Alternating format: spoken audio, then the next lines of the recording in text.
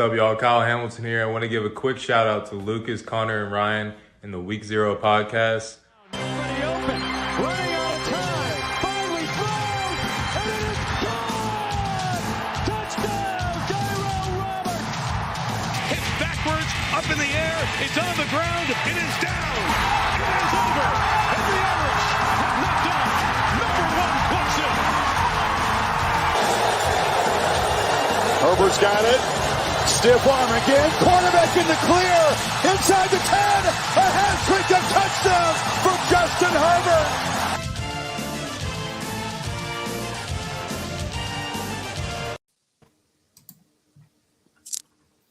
What is up, ladies and gentlemen? Welcome to the Week 0 podcast, coming to you live from the apartment in Beckley, West Virginia. I am your host, Connor. Liberty is the best team in Virginia. Doherty. To my left is Ryan. Notre Dame covers travel. Below him is Lucas. 1998 flashbacks, McKnight. And below me is our special guest, the most photogenic running back of all time, Notre Dame legend, Mcdaniel.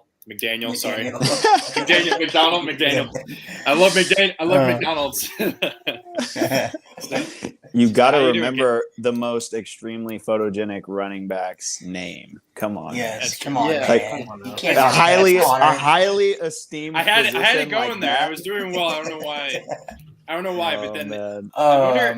you and what's the guy that the runner that his nickname is like the most photogenic man of all time. He's just like a runner during like a marathon. I don't know his name off the top of my head, but yeah, I know who you're talking about. I feel like you two should have like a contest for who's more photogenic or something. But at the same time, you also look so disinterested in that photo that we've all seen. You're just like, oh, I scored.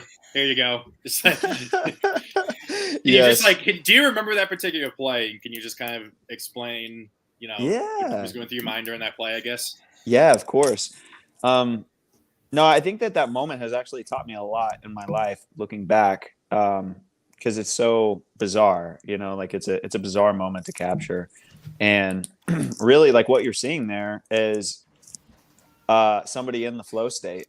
And so as athletes, we talk about this thing called the flow state. And for so long, it's almost been this metaphysical kind of concept or mystical thing that we talk about. But now in the realm of neuroscience and quantum physics, we can really begin to articulate what that is more.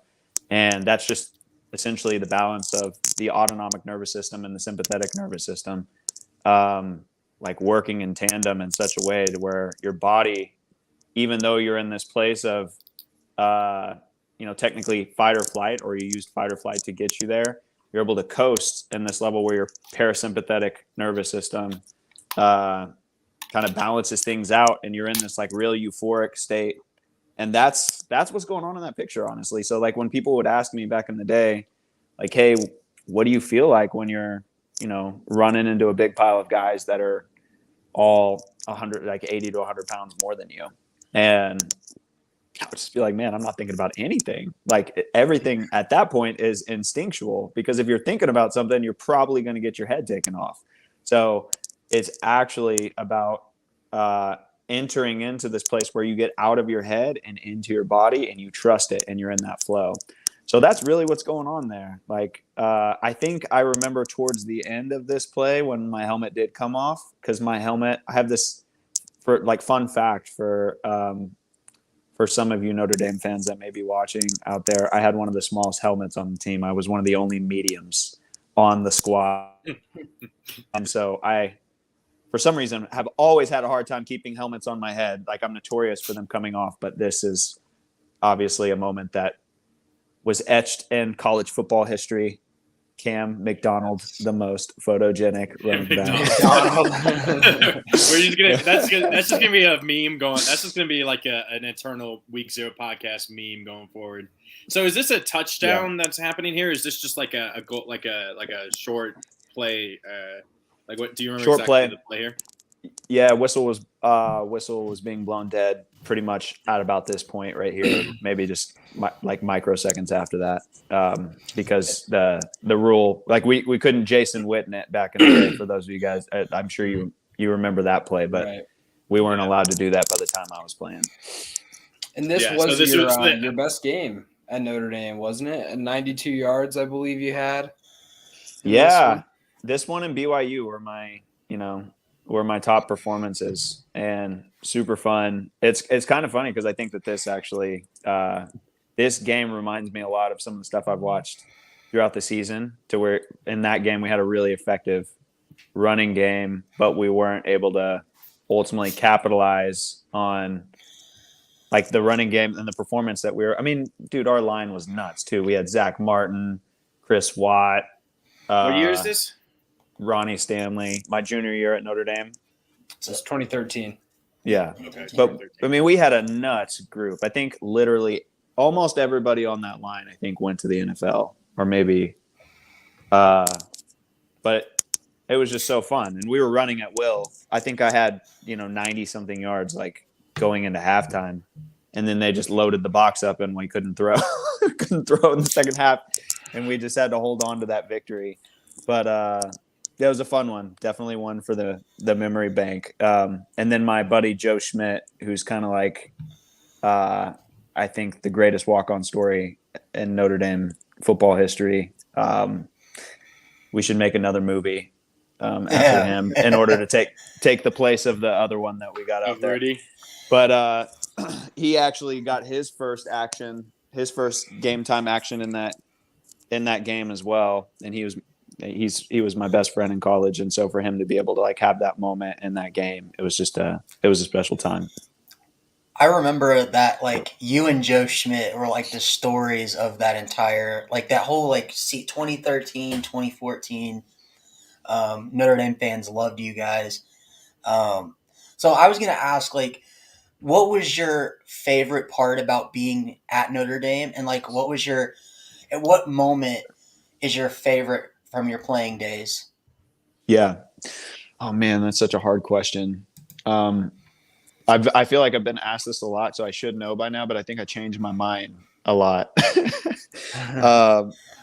My favorite time at Notre Dame were the summers. The summers before the season with the team in South Bend on campus, Indiana, like Michiana summer region around the Great Lakes. I think it's one of the most magical places in North America. And so we used to go up to the dunes, Michigan Park State Dunes, and we'd go do extra workouts as a team sometimes. And we'd go up there and just hang out. And that was a blast.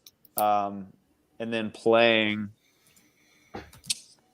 so many like really fun times. I'll give one in particular just coming to me right now, but like BYU, my junior year, so this same year, was a blast because I remember it being negative 22-degree wind chill. But I just loved it. Like something about it was just like really mystical and like magical. And I just remember the wind like swirling around in the stadium, kind of, and the crowd being more quiet, like as Andrew was taking the snap, and just I remember looking around at one point, like, man, I'm like really in this right now. Like I'm in this moment, and there's only a few times where, like, as a competitor, you kind of step outside of yourself and live in the present to like appreciate a moment like that while it's going on. And so I'll never forget that kind of moment. I think that was really beautiful. I think I actually broke a long run like right after that moment too, so it made it even more fun. That's awesome. Yeah. So Lucas, you got any questions? Yeah, I do. I got a few. So coming from Texas, obviously we hear the stories of high school football in Texas and how absolutely absurd it is down there. It's basically playing at, these smaller colleges, high school football in Texas is.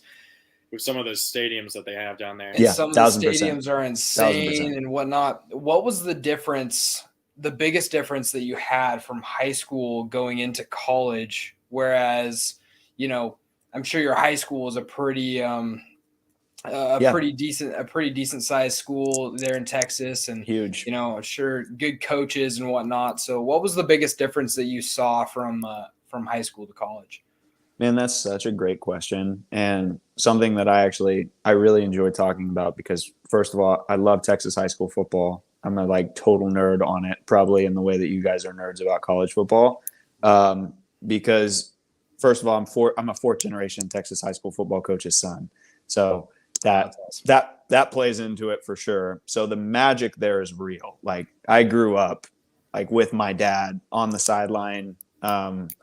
At Austin Westlake football games. And if you guys know anything about Austin Westlake, they won 3 state championships in a row. They're one of the best teams in the nation. But Drew Brees actually went to school there, and I was hanging out with him back in the day when he was at high school at Westlake, and my dad was his freshman football coach, and he actually was on the B team and didn't make the A team behind this guy named Johnny Rogers, who was a freaking stud back in the day.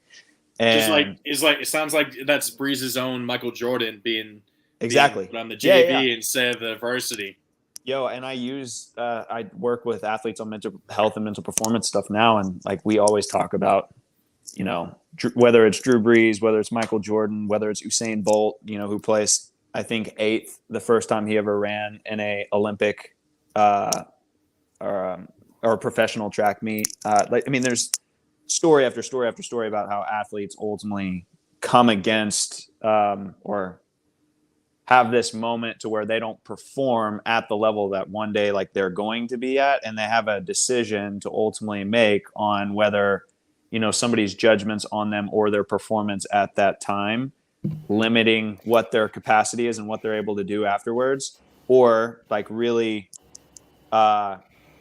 gritting down, like working your way through that scenario while becoming extremely aware of yourself as an athlete, to where you develop this confidence that is kind of the metaphysical confidence that we see in some of these elite athletes like you guys have been, referencing, whether you're talking about the Michael Jordans or the Drew Breeses or the Tom Bradys or the Tiger Woods. Like those guys just have this level of awareness that ultimately allows them to go be that person more consistently than all of these other guys are able to do on a, year-to-year basis, game-to-game basis. There's something there when an athlete really realizes how good they actually are. And most athletes actually don't give themselves enough credit for how good that they are.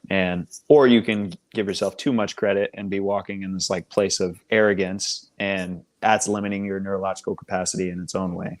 So I don't know if I completely answered that question. So I'm going to tie it back.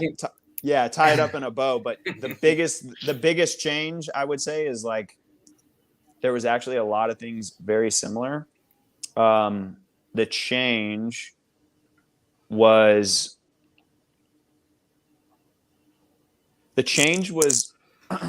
adapting to a culture where people were coming from all over the place and being able to and that's what's so unique about Notre Dame too, even in comparison. I think Oregon probably gets a little bit more of this, like Virginia Tech, a lot of state schools, like most of the time their guys are coming from their state, and there's a lot of like cultural similarities. A lot of cultural similarities, and people, grew up in the same areas for the most part. They'll have some guys that come from, different parts of the country, but at Notre Dame, like everyone's from everywhere. And so there's this huge melting pot of all of these different, personalities and people and cultures. And, graduating, like Drew Tranquil was one of my teammates who graduated double majored as an engineer. And I don't even know how the hell that he was able to pull that off. And then you've got other guys that are coming in from, like really rough scenarios that have really intense, educational backgrounds where they got to come into a Notre Dame and like catch up quick. And so that I think was the biggest transition for me. I know that's not all like completely directly linked to playing, obviously speed of the game and stuff like that, but I think those are all pretty obvious. And It's funny that you say that, because I did at a high school, I went to a small community college in Northern California. So I live in Oregon. Went to a small community college in Northern California, and that was honestly the biggest the biggest change for me too is seeing some of these like bounce back guys from like Florida schools or, you know, some of these East Coast schools where I'm seeing this like culture shock and meeting these kids that don't have this, you know, they have a different twang than I do when they talk and all these kind of different things. And it was really cool getting to meet some of those people with different experiences and whatnot. And, you know, going out there and being brothers at the end of the day. So it was really exciting that way. The other question that I had being our first and only professional sports champion on the podcast, being a Grey Cup champion. What was that like? Winning that title in the CFL. Man, that was so fun. First of all, Mark Trestman was one of my favorite coaches I've ever had. I don't know if you guys know who Mark is, but I recognize the name. Yeah, man, he coached for the Bears for a little while, had a stint there. Really, I don't know if it was a personnel fit or whatever, but I just feel like the way that guy was doing things was probably the closest to like a Ted Lasso culture I've ever seen before. That's cool. And I mean, like he legitimately sent us this whole like packet talking about how our culture is going to be based off of love and all this stuff to a bunch of professional football guys. And I was just like, dude, like this guy, like kudos to him. Like that has the balls to do this and to like be this authentic, like in himself. And people, like he was a first year head coach for us at Toronto at that time. He had won multiple Grey Cups in the Canadian Football League with Montreal, who I was actually with before. And man, that was just such a blast. Our team bought in probably midway through the year. We actually kind of had one of those, like, you know how the Steelers always go in and win the Super Bowl with some like wild card record? Like that's how we did it. We did it like that. But we like towards the end of the season, we were just hitting on all cylinders. And it's special to be a part of championship teams. I've been a part of two of them. I got to win one. I got to get dominated in the other. And yeah.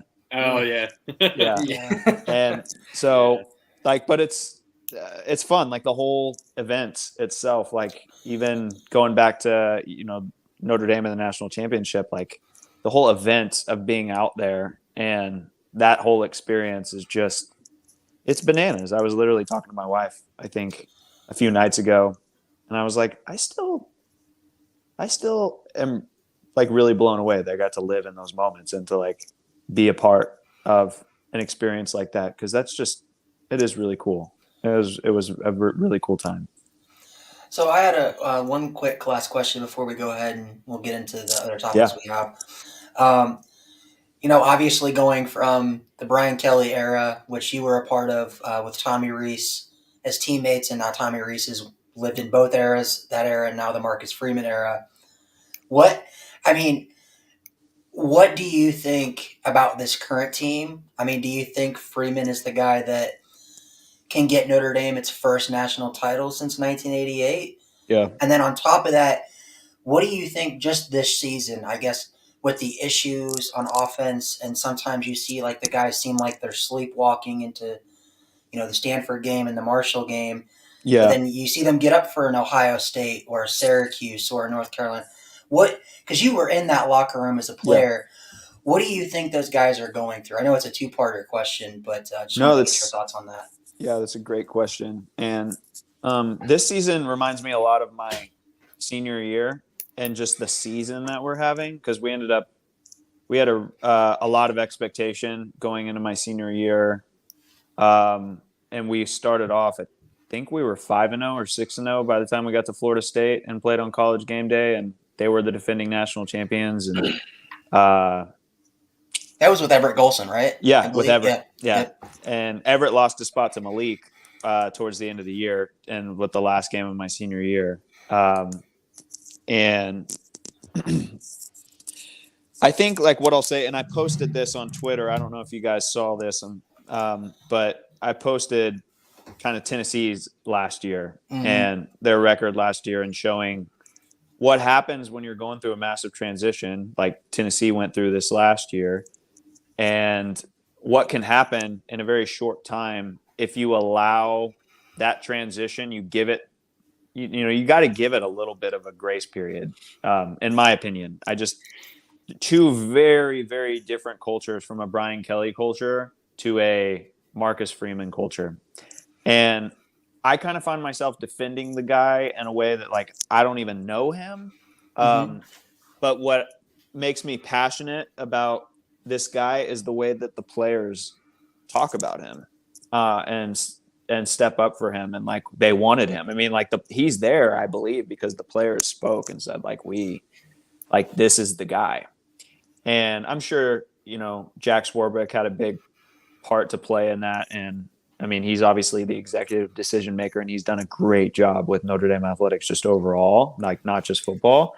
But you're going from, this kind of more old school CEO business style industry, like literally, like my teammates used to call like our organization the industry, and and it was just this hilarious thing where you had players that like were treated favorably because they were, big time. They had a lot of stars, or they had, breakout season or whatever. And, other teammates would joke with them and kind of be like, "Oh, you're part of the industry now, huh?" Like,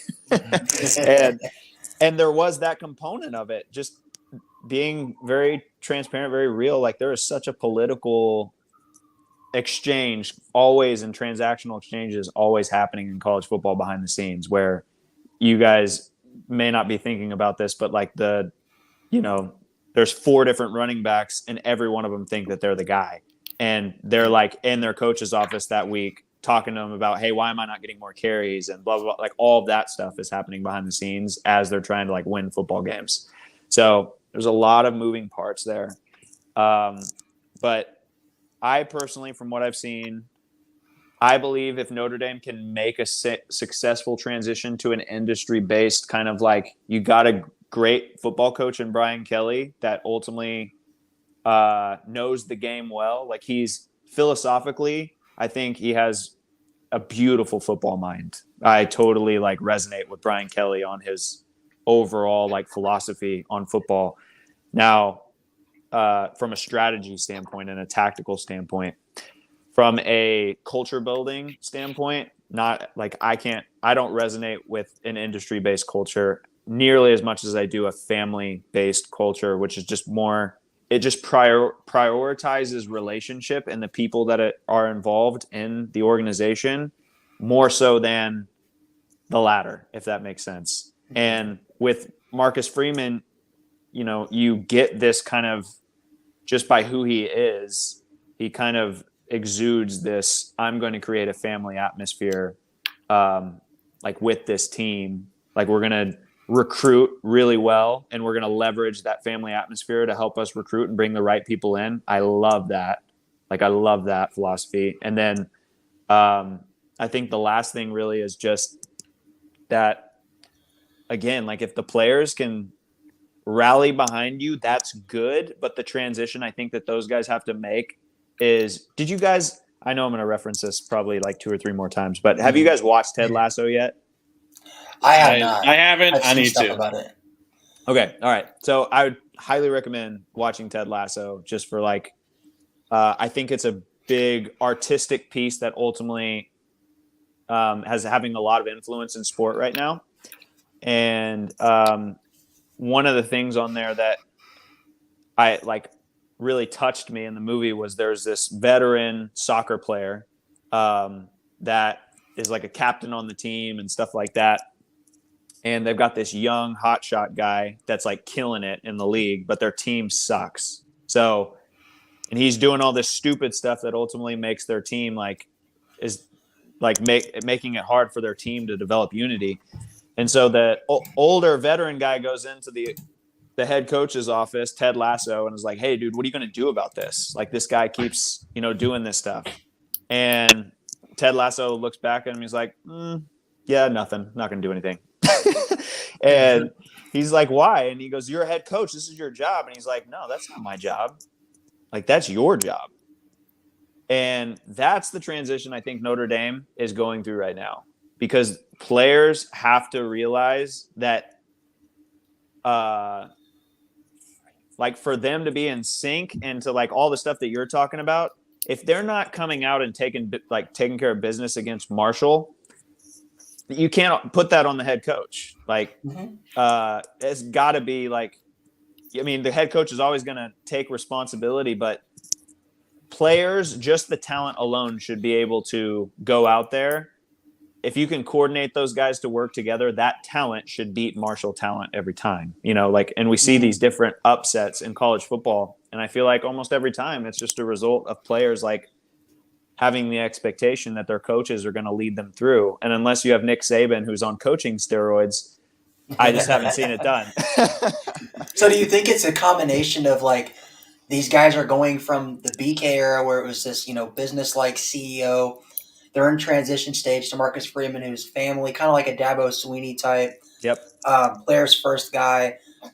Do you think they're in that transition, and then when you see it, kind of like when things get tough against a Marshall early or a Stanford early, and I've heard stuff from like people who are like close with the team. I have family members that work at like around the university and everything. Yeah. And they said there's like some infighting, like not like at each other's throats or anything, but just guys kind of like questioning Freeman and Reese and the play calling. And that's what's happening in these games. And then you see when everything's clicking against a Syracuse or North Carolina, then it's like, oh, okay, we're back on the train. We're back on Marcus Freeman. We believe in him. Do you think that's what's going on in those games where they're not performing up to standard? Yeah, 1,000%. I just, you got to just that. It's always going to fall back on the head coach. So that's just inevitable. Like, no matter who we're talking about here, it's always going to fall back on the head coach. When a team is not producing or not playing as we feel they should, even like a Tennessee last year, like, seriously, I'm just going to go back to it. Like, there is no reason Tennessee is 3-7 any year, like with the recruiting classes that those guys pull in. No excuse. Like, that's the same thing with Texas. Like, I'm like, the reason why Texas turns over so many head coaches is like, man, like, if you can't win at Texas, like, where can you win at? Like, because like, it's never a talent issue.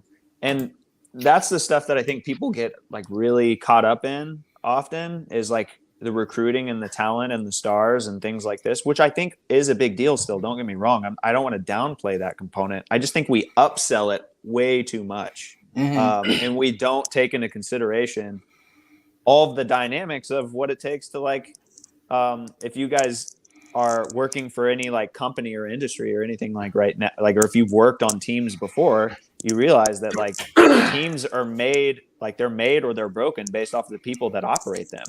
And if people aren't able to effectively feel confident in their role, in their position, because they don't feel synced up to the group, that's a like team dynamics thing that ultimately, like, you need real captains to like step up and like bring it together. You need players that can take real ownership and basically say, this is my team.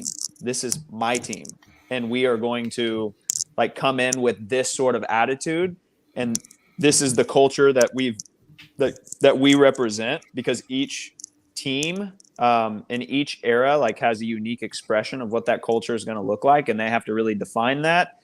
And then they have to be living in that unique expression and encouraging each other to ultimately give each other the patience that's needed to make that transition well, because it does take the time. It takes the ability for the chemistry to kind of like, hey, we got to test some stuff to see like what ingredients do we need to put in ultimately to make sure that we're coordinated here.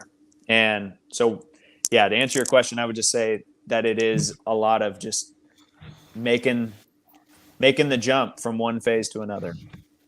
I have one final question, kind of going back to the CFL. How difficult was it transitioning from American football style football to CFL? Because I know they have 3 downs instead of 4, and that usually kind of warrants less of a run focus on the run game usually. So how difficult was that for you, really? Yeah. I actually went to the CFL to try to go get more third down back and slot receiver film because the Patriots were interested in picking me up. And so it was a great league for me to be involved with. There was definitely a learning curve. But man, it's a fun game, especially if you're an offensive player. It's such a fun game. And I really love some of the dynamics of Canadian football and how it's played. Maybe even more so than American football in some ways. I think it was really fun. I think the CFL is a really cool league and kind of underrated. I think that we could totally do something like in America to like integrate, some Canadian cities with American football players. And I know they're doing XFL and I know they're doing the USFL, and there may be other leagues that come out. I have no clue, but there's no reason why I feel like that shouldn't be capitalized on, because a lot of that league is it's developed off American guys anyway. So, and they don't really get most of them, at least, by the way, they don't make enough money for it to like really be a sustainable career. So they got to either like make it happen performance wise, like in 1 or 2 years, or they've got to like get a job and move on. Because my last year in Toronto, I basically lost money.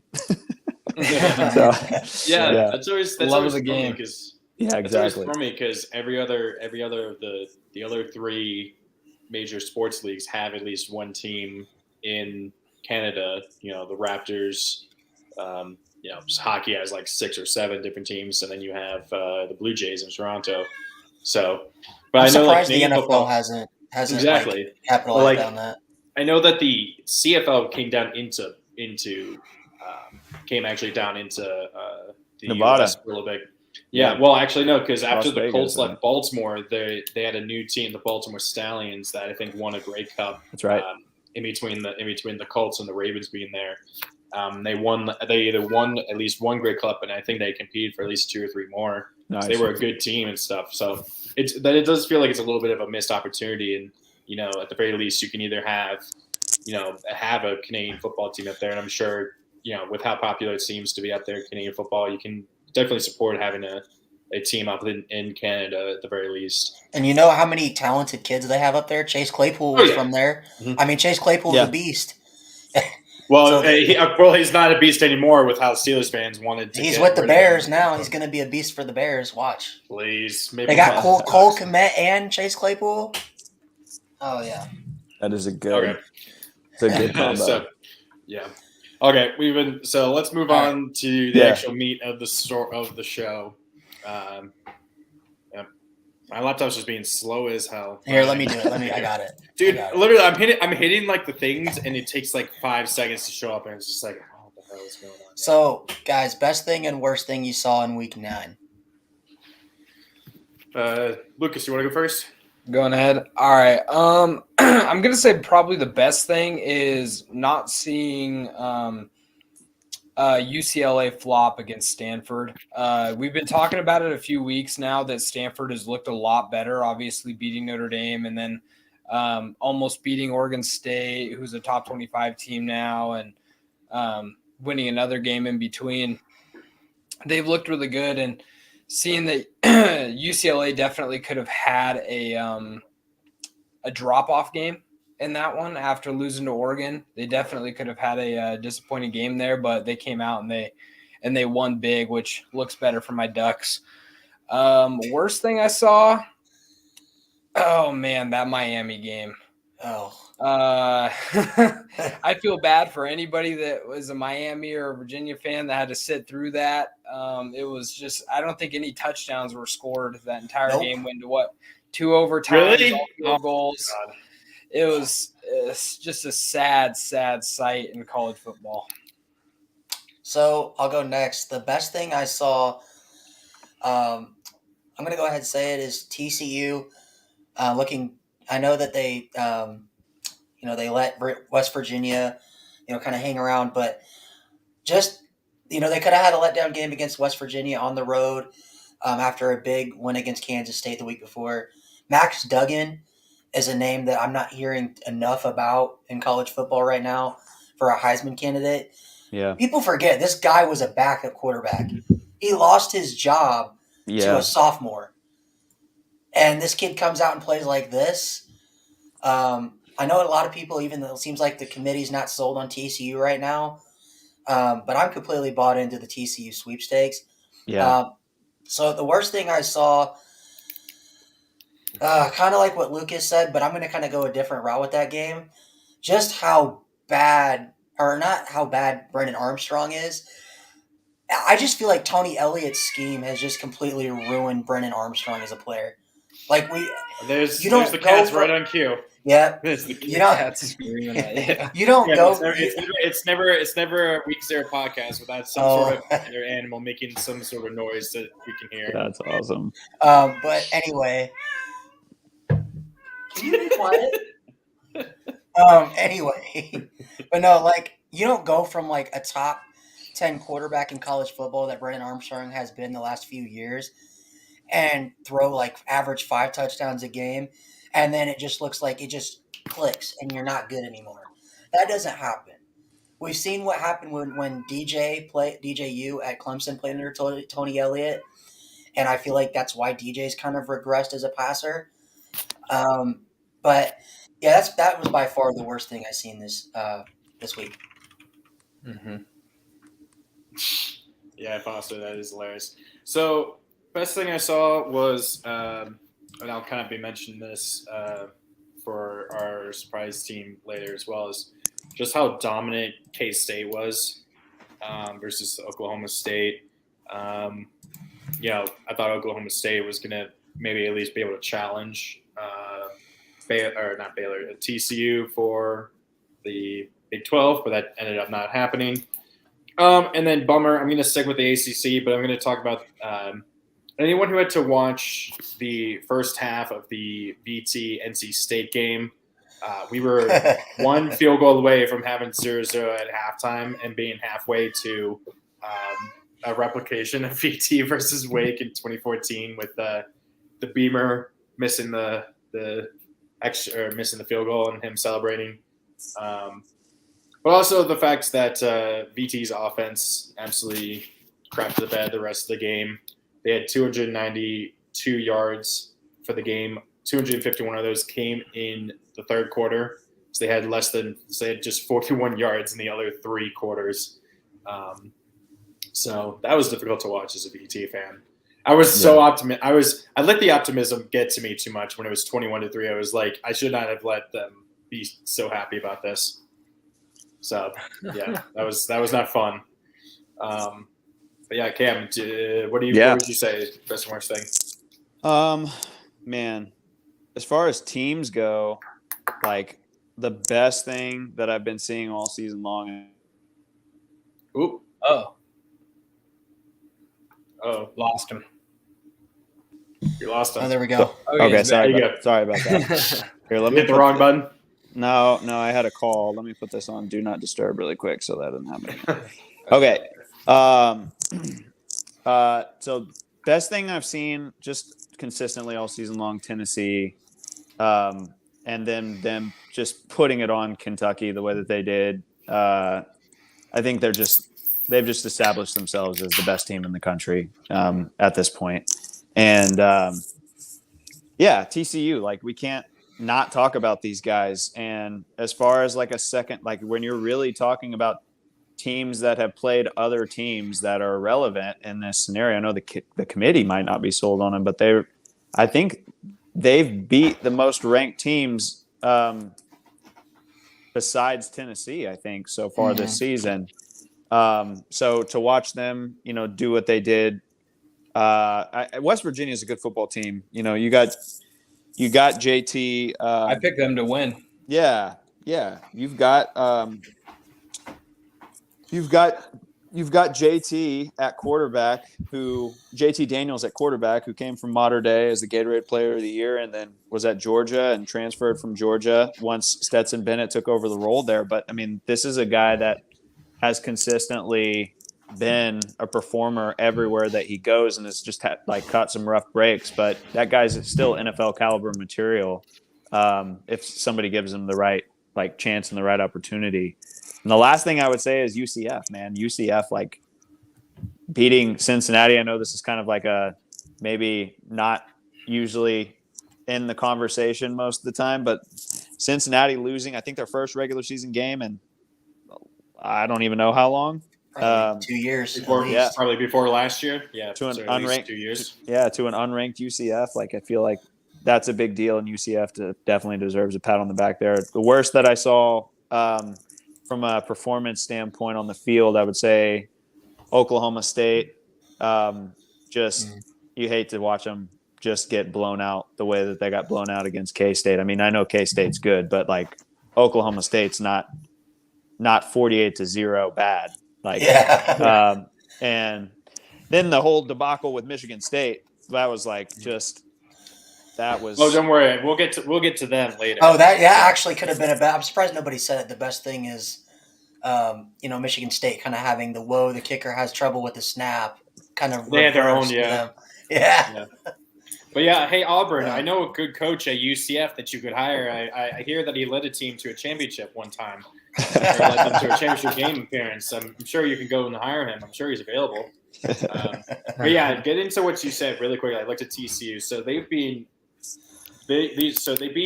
Oklahoma when they were ranked. They beat Kansas when they were ranked. They beat Oklahoma State and now K-State. So they've been 4 ranked teams. So yeah, they've been doing very, very well for themselves. Nice. All right. Okay. So the playoff Week 10 college football playoff rankings reaction. I'll pull it up here in a minute. But hey, I mean, any initial thoughts that you guys any issues, anything like that you guys saw?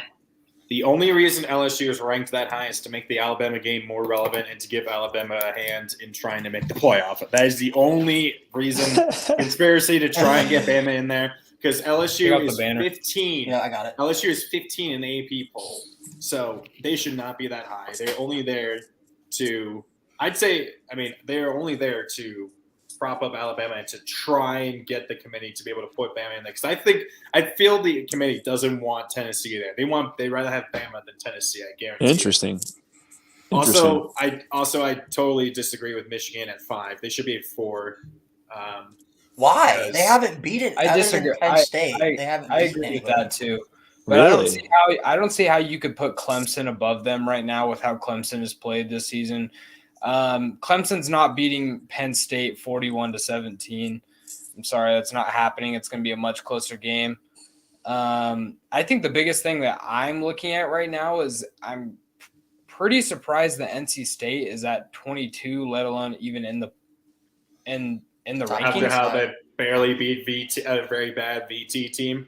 Yeah, because without Leary, they just don't look good. They look really, really bad. So I'm kind of surprised they're there. MG Morris, a true freshman, looked really good in the second half versus BT, but still. I think they could have easily put Oregon State at 22, Texas at 23, UCF at 24, and Liberty. At 25. I would rather have Texas out of there. I would rather have Texas because, I was talking about this. Lucas has been kind of sold on Texas, but they have not looked impressive. And I believe it was Blake Harris, and I think Joe Klatt even said it, that Texas is only in the top 25 right now because the committee wanted to give Alabama a resume booster. Yeah. Yep. And that's exactly why LSU is there as well. Because there are so many other 2-loss teams. I mean, Texas is a 3-loss team. There are so many other 2-loss teams, even 1-loss teams or 3-loss teams that you could have over Texas that you could argue are better than them right now. Yeah, I don't know. I mean, Texas has only lost 1 game with Quinn Ewers as their starting quarterback. They should arguably be 6-2 right now if Quinn would have continued that game against Bama. So I like them being in the top 25 right now, especially in, being a TCU blowhard like yourself. I think that's good for it's good for TCU, because if Texas can win this week over Kansas State, now you got a really big game with TCU and But then it just Texas the week diminishes what after. TCU did, because then people will say, well, TCU beat a 3-loss Kansas State team and then That beat doesn't a matter. 4-loss That's Texas. that's not gonna matter going down the stretch. It's gonna matter what ranked teams you beat, and they beat a ranked Kansas State already, and if they can beat a ranked Texas, then it's not gonna make a difference. Yeah, So- TCU will get in as long as they just win out, because the rest will take care of itself. That's true. So we were talking about something this. I'm surprised about is there's the ACC has a bunch of teams there at the bottom. We have UNC, which I know Ryan is not a believer in because of how badly Notre Dame beat them. And They're the a pass fraud. defense is really bad. They're a fraud. Syracuse is there. Wake Forest is still ranked despite losing to a pretty mediocre Louisville team. And then you have NC State. But I don't know. It's like none of those teams are very impressive anymore to me. It really is like I think it is Clemson all the way for them, for the ACC. I think that it's kind of the same thing what they did with Alabama. I think they put North Carolina, Syracuse, Wake Forest, and NC State in the top 25 to give Clemson more of a resume. Because Clemson's already played Syracuse, Wake, and they're probably and going NC to State. play North They're probably Carolina. they're definitely going to be playing North Carolina in the championship, because there's no other team to challenge North Carolina in the Coastal Division. Because no other team's as good as they are, at least offensively speaking. But yeah, my main issue is Liberty. I feel like Liberty definitely needs to be ranked. Yeah, 7-1. That's an injustice. That's an injustice. And so I had a question, because me and Lucas were kind of talking about this in the group chat, and I kind of want all 4 of our inputs. Oregon and Illinois. So it's probably not likely, but if both go undefeated the rest of the way, and you have one spot left, do you give it to Oregon or do you give it to Illinois? Illinois would have wins over Ohio State and Michigan. Oregon would have wins over UCLA, either USC or Utah. Unfortunately, the way I think the committee would work is they'd rather go with the bigger name team, which would be Oregon, over Illinois, despite Illinois probably having the 2 better wins over Ohio State and Michigan. Okay. Because I think that's kind of what we've been saying with what they're doing with Bama and what they're doing with Clemson. They're trying to prop up these typical teams that have made the playoff the past, 5 of the past 6 years or whatever. They want those teams in there, so they're propping up these other teams, and so they're going to go with the bigger name team over. I feel like they would not want. I feel like the committee secretly would not want to see an Illinois in there, or even I don't even know if they would want to see a TCU in there. Like I feel. But like see, that's the issue, Connor. That's the issue with this committee we've seen the last few years is their goal is to rank the best 4 teams, not who they think should be the best 4 teams. I know they constantly. I know they always. I understand they always go against their own criteria that they've made very clear is what their criteria is, but they constantly go against it. I just don't understand why they have all these athletic directors and conference commissioners run this thing. Because those commissioners want a team from their conference. Exactly. I know, but why not just have players? I would have players. Well, because then the biases. But there's going to be bias no matter who you put in there, so it's going to be very hard. But it's a different thing. Cam can say this right now. If he had a choice, he would say Notre Dame in top 25 right now. But going back to the Oregon and Illinois thing, I mean the biggest thing is we have yet to see Illinois score 40 or more points. And yeah, they have a good defense, but not seeing putting a team in the top 25 that doesn't score at least 40 points once in the season is hard to do. Especially when you got some of these powerhouses like Tennessee. Could they keep up with Tennessee? Absolutely not. Could they keep up with Ohio State? Most likely not. These really good offenses. And then at the end of it, if Oregon wins out, they're going to have 5 ranked wins on their record, where Illinois would have 2 maybe better wins. But I mean, USC is going to be right behind them into into the Pac-12 title. So they're going to be a top 10 team at that point. And then you could look at USC. If USC wins out and plays Oregon in the Pac-12 title and beats Oregon. Well, even if USC wins out, they still wouldn't make the Pac. It would be Utah because of the head-to-head.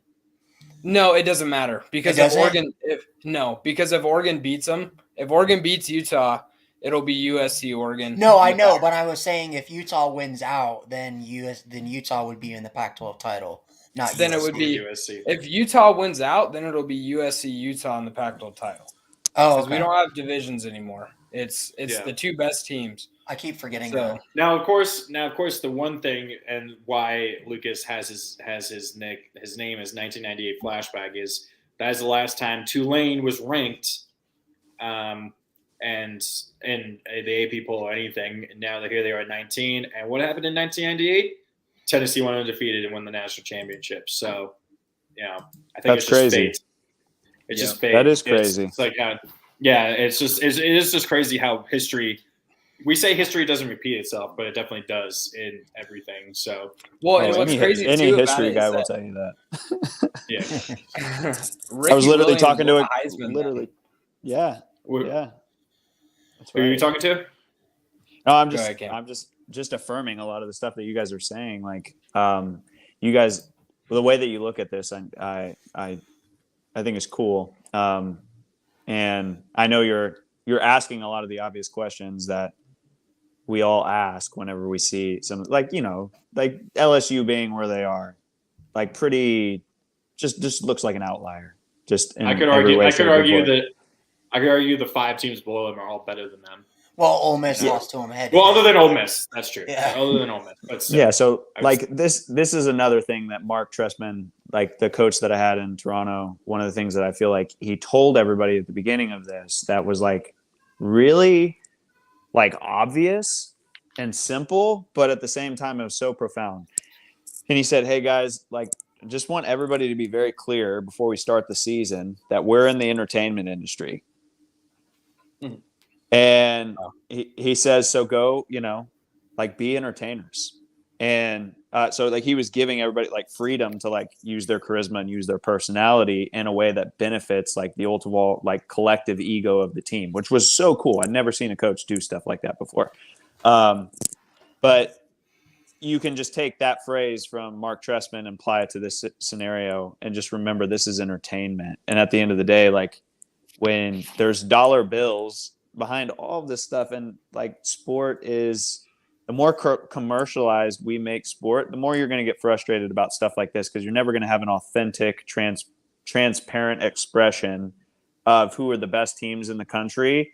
Like straight up, like let's skip the BS and skip all of like the political stuff, and let's get to who are the best teams in the country and who deserves this shot. And I know this committee is designed to supposedly do that. I just think that you're always going to get some bias here and there that's going to make it really difficult on for teams like in Illinois or teams like I think TCU, as long as they stay undefeated, I think they got enough of a network and enough of a fan base to really, still make a splash like in the playoffs. But then we saw that play against them in 2014 or 15 when they went It was undefeated. 2015 when they went undefeated. 2015 they went undefeated and they didn't make it. So a one-loss Ohio State that lost. Exactly. But Cam, this is a question that we've heard that the committee has decided or agreed to eventually expand as early as potentially either next year or 2024. Do you think that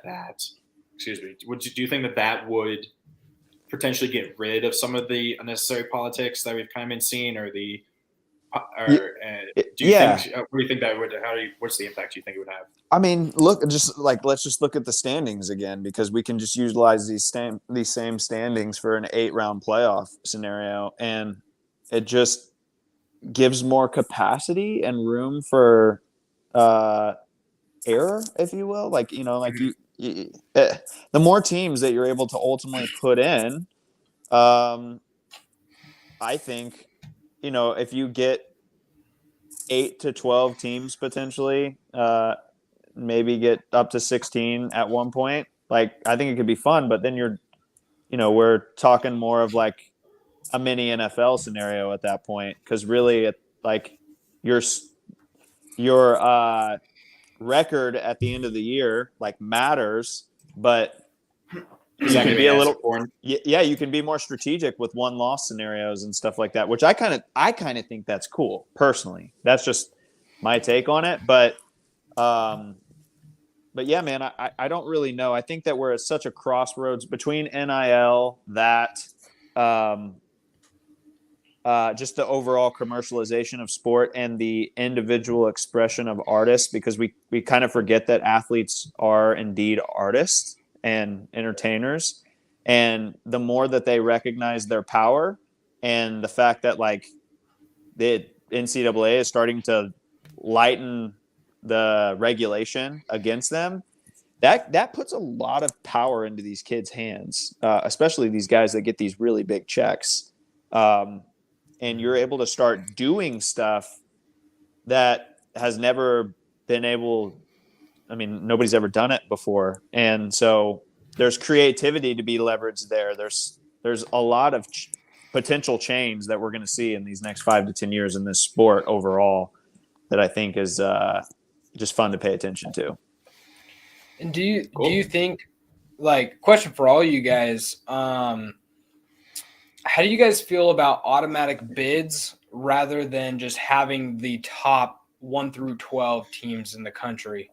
For me personally, I don't think there should be an automatic bid. Mhm. I think it should be the top 12 teams in the country, because as of right now, you would have a team like, say, UCLA, they would get kicked out for Tulane because they're the top Group of five teams. But see, Lucas, that's a good team, but I don't think UCLA should be out because they are a really good team. Or you could theoretically see somehow if Texas gets super high and they beat TCU and they win out, you would have a 3-loss Texas team getting the automatic bid for the Big 12. But see, the thing, it doesn't even matter what we say or like what we want, because if you think about it, there was no way that they were going to get a 12-team playoff to get passed through unless it made all 5 Power 5 conference commissioners happy. The only way to do that is to give automatic bid. Exactly. Because we've seen it, that's the main thing, is the Pac-12 and the Big 12 are the main contributors of the complaining about, hey, well, we don't want a 12-team playoff unless we're going to be guaranteed a spot because we've been left out of the 4-team playoff the last couple of years.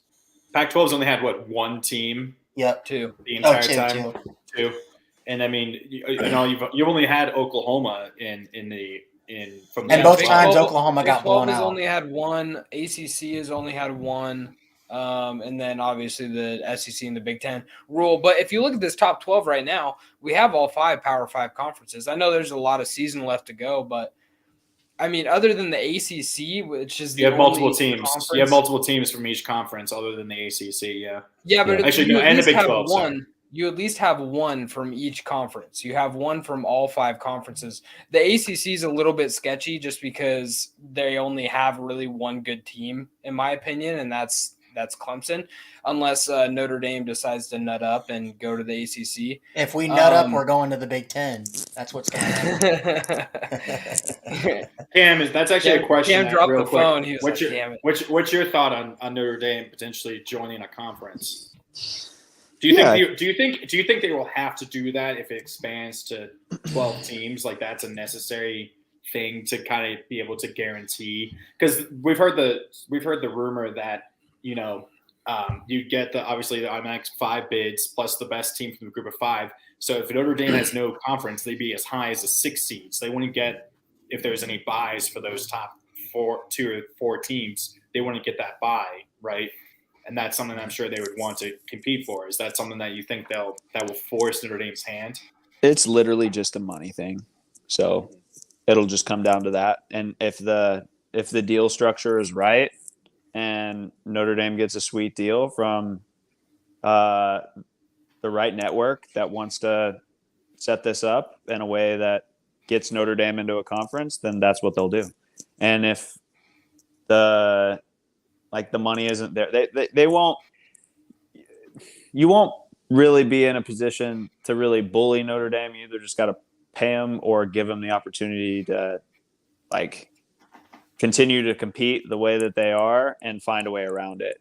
And I spoke in depth to a couple of Notre Dame's analysts on this, and I like Pete Sampson's take. I think he's got a really sound understanding of this, and there's a very likely chance in the next like 3 to 5 years you could see Notre Dame in the Big Ten. Like sorry to interrupt you, but something that Ryan has said and Ryan has told us multiple times is that a lot of times, as there's banging in the back, a lot of times Notre Dame will pick basically everything over their sports, specifically football. Like it seems like they don't really prioritize their football program, even though it's probably the biggest brand that they have out of everything in the country. Like there's all kinds of people know, the Irish football team. Do you think they'll ever get to the point where they're going to see, if they're outside, say they decide we go into this 12-team playoff and they decide to stay independent, they just, whatever, because of the money, they don't get a good deal, whatever it may be. They see all these other teams go to the college football playoff and, you got like I said earlier, a Tulane that goes in and Notre Dame's like, oh, well, we'd beat the brakes off of Tulane, but we're not in the playoff because we're independent and we didn't get a bid to get in there. Do you think they're going to get to the point where they're just going to be like, okay, we're going to have to just hike up our pants and take whatever garbage deal is thrown at us just so we can compete with even the ACC, which isn't, it's a terrible deal right now. Probably the worst. Notre Dame was in there for one season. Notre Dame was in there for one season and they almost won it. Title. And they almost won it. So, do you think they'll ever get to that point as as a university, or are they just always going to be like, you better give us the best deal, or we're just going to stay independent for forever, for eternity? That's a really great question. I think that with Jack Swarbrick as the offensive coordinator or athletic. Oh my gosh. Yes. It has been a long day. The athletic director. Man, I feel like Notre Dame's in good hands. I think that Jack's going to do the right thing ultimately, and he's very strategic. Notre Dame definitely. I'll say it like this: Notre Dame does a good job of making it appear that they're not pressured into anything, or you can't pressure them into anything.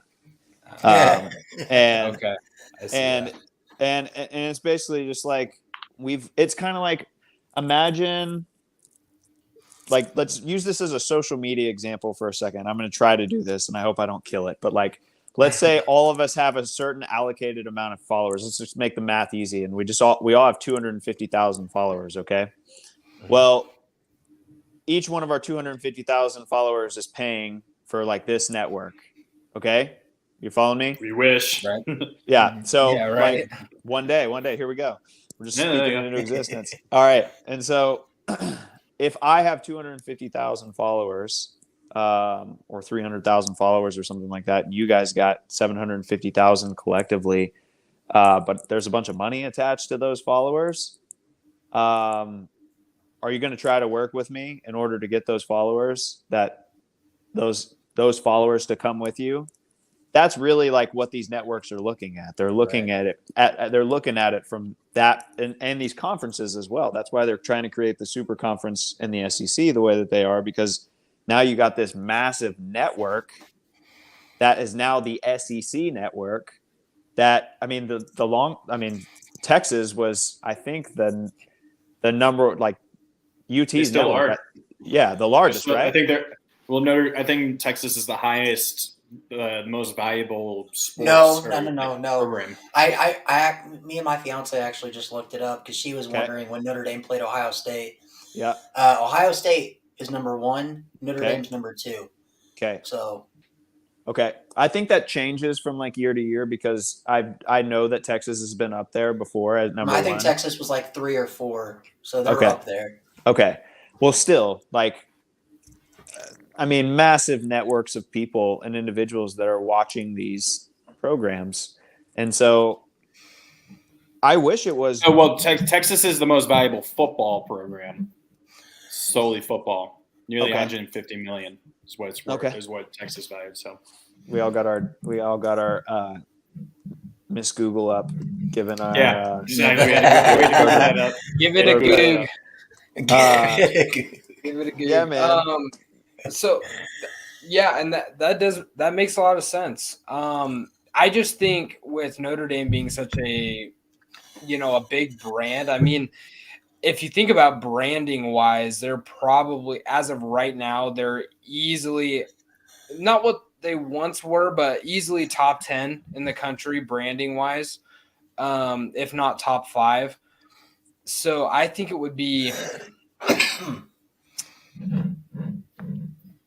I don't know. I can see it from both sides. I can see it from Notre Dame's, standpoint, where they're like, hey, we are a top brand. We want the most amount of money. We want all. Well, it's not about the money, Lucas. It's like, if I remember correctly, it was Pete Sampson that the Big Ten is willing to offer a big contract to Notre Dame. They're willing to offer whatever the hell Notre Dame wants. They just don't want something connected to them. No, Notre Dame wants their own, they want exclusivity. Yes, they want their home games on their own channel on NBC for everyone to see, because that's their main recruiting pitch to these kids. That's one of the top ones, is like, hey, even if we're playing Toledo at home, well, not anymore because of Peacock, but your family can go watch you on NBC. It's like, that's what the big thing is. And you see what the Big Ten is doing. I don't know if you've seen this on social media, Cam, a couple months ago, but the Big Ten and the NBC just came to a rights agreement over the next few years that Big Ten primetime games are going to be played on NBC. So that's going to push Notre Dame. That's going to push Notre Dame's big time games at the 2:30 slot or the 11 o'clock slot. So the Big Ten, in their own kind of way, is trying to be a snake and kind of wrap around Notre Dame. Like, hey, try and claim that and make sure Notre Dame comes back. The Big Ten is just ruling the world right now. It's all because of Oklahoma. Oklahoma and Texas going to the SEC made the Big Ten just say, you know what, we need to step up and we need to be good. It hurts me as a West Coaster because the Pac-12 just isn't doing that. Right? The Pac-12 just is not doing that. See, Lucas, the SEC pulled like a Mahomes. They said F it and threw it deep to Tyreek Hill, which in this case was Oklahoma and Texas. And then you got the Big Ten, which is Josh Allen. And he's like, okay, I see you. I see you. Now I got to say F it and throw it deep to Stephon Diggs. And let's go straight West Coast. Let's go throw it as deep as possible and go far West Coast. Okay, guys. The Pac-12 is Justin Fields throwing it. No, they might be Russell Wilson. No, the ACC is like Zach Wilson, can't throw and just keeps throwing picks that and misses. Okay, guys, let's move it on. We gotta get going on this. So stunners and bummers. Let's try and get through these real quick because we got a lot of picks to get to. Just say them both. All right, I'll go ahead first. Yeah, stunner and bummer. Stunner of the week for me is Mo Ibrahim, running back for Minnesota. We all know him. 36 carries, which is a lot of carries for a college running back. 159 yards, 3 touchdowns. Puts him up to 955 and 13 touchdowns on the season for Minnesota. Having a really good year. Minnesota. Bummer of the week is actually Sam Hartman. 20 for 35 through the air, 271 yards. Did have a touchdown, but also 3 interceptions, which contributed to 8 turnovers by Wake Forest this past weekend. Obviously, Miami losing to Louisville 48-21. All right, so my stunner is going to be Will Howard, the quarterback for Kansas State, the backup quarterback, going out there against Oklahoma State and throwing for 4 touchdown passes and almost 300 yards.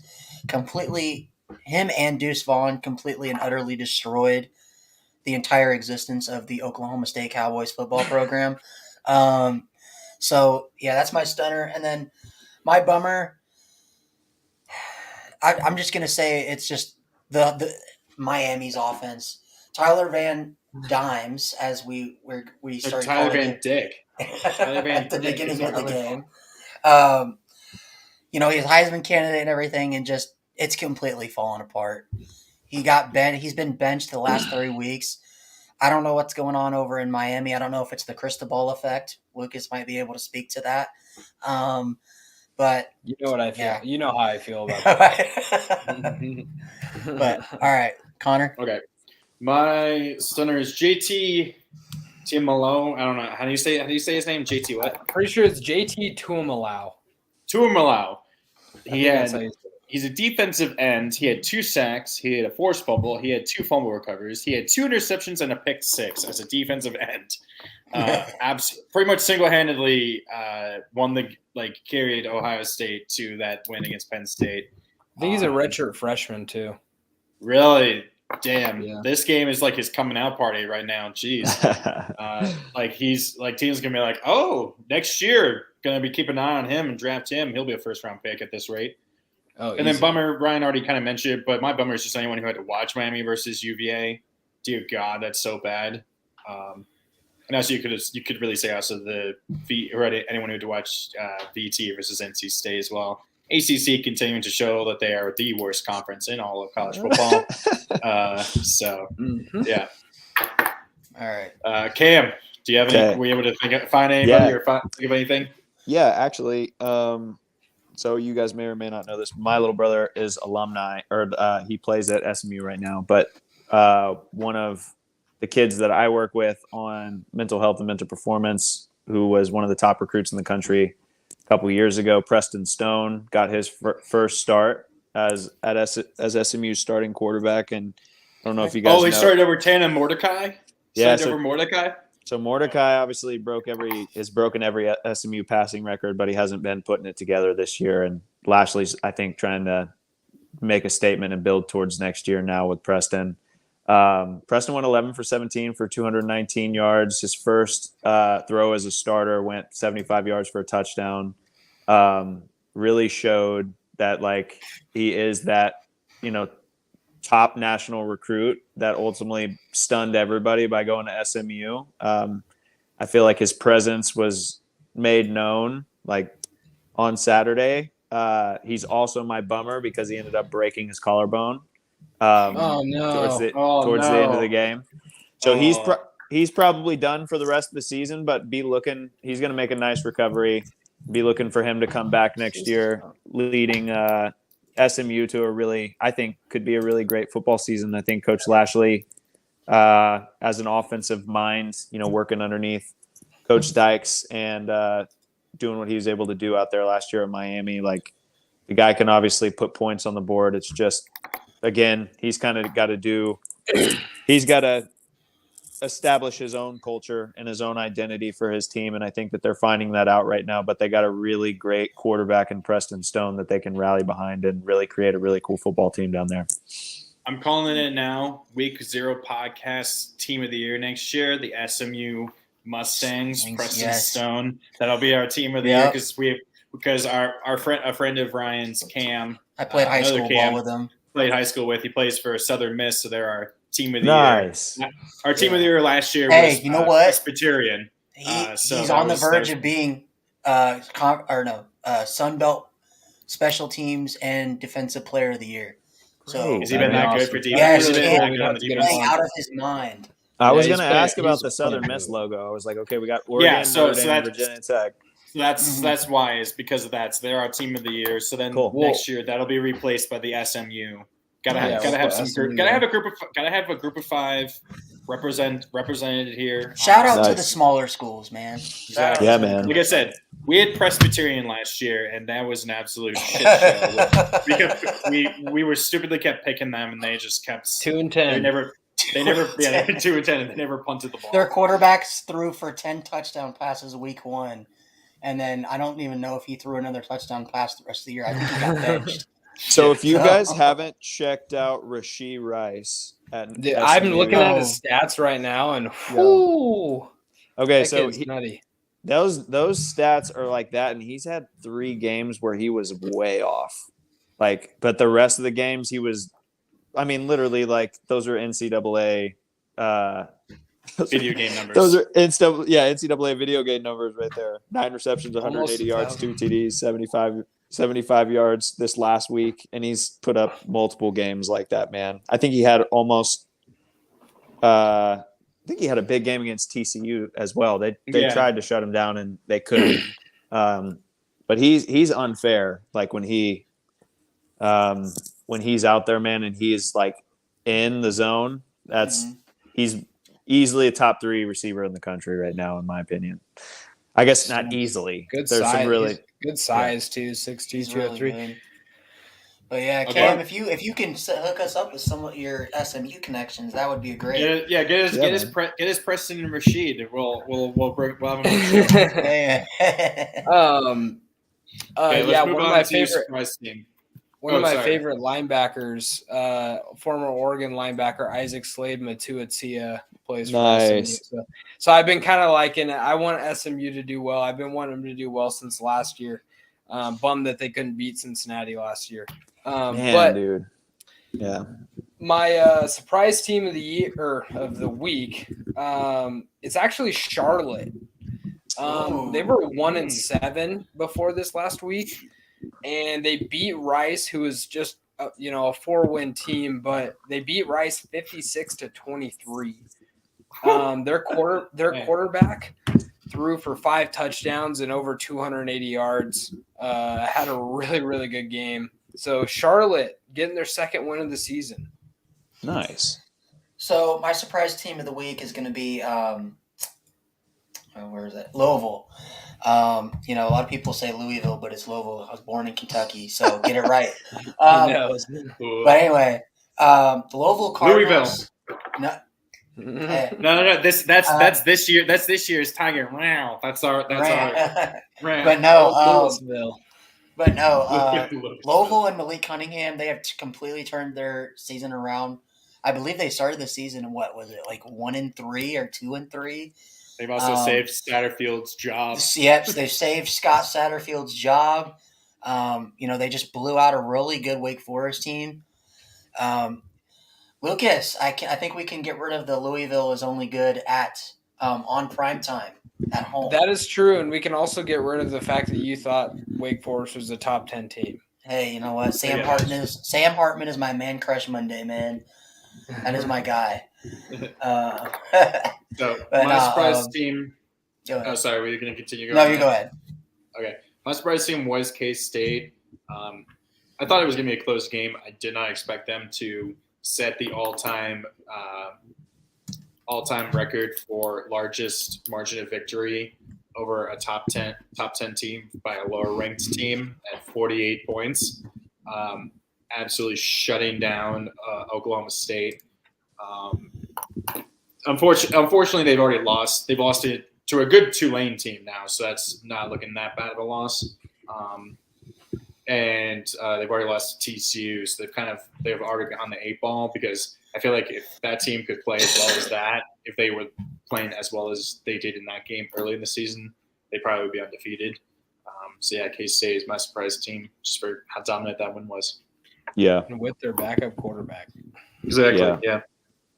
Yeah. I was going to say K-State as well. But really Notre Dame, I think, had an amazing week and really stepped up, and when they needed to, they really needed to show people this week that they have the ability to go in and beat football teams like a Syracuse, who's a really great football team this year. I would say they would be a stunner for me just overall, like this year. And what I forgot what the head coach's name is right now, but he has turned that place. Babers. Yeah. He's crushed it there, man. And to have Syracuse, it's always fun to have Syracuse in the top 25 again. It just like brings Jim Brown and Ernie Davis vibes in, and you just like get all like Donovan McNabb. Yeah, you get the mysticism of like these beautiful legends of football that like come out of Syracuse, and so the fruits.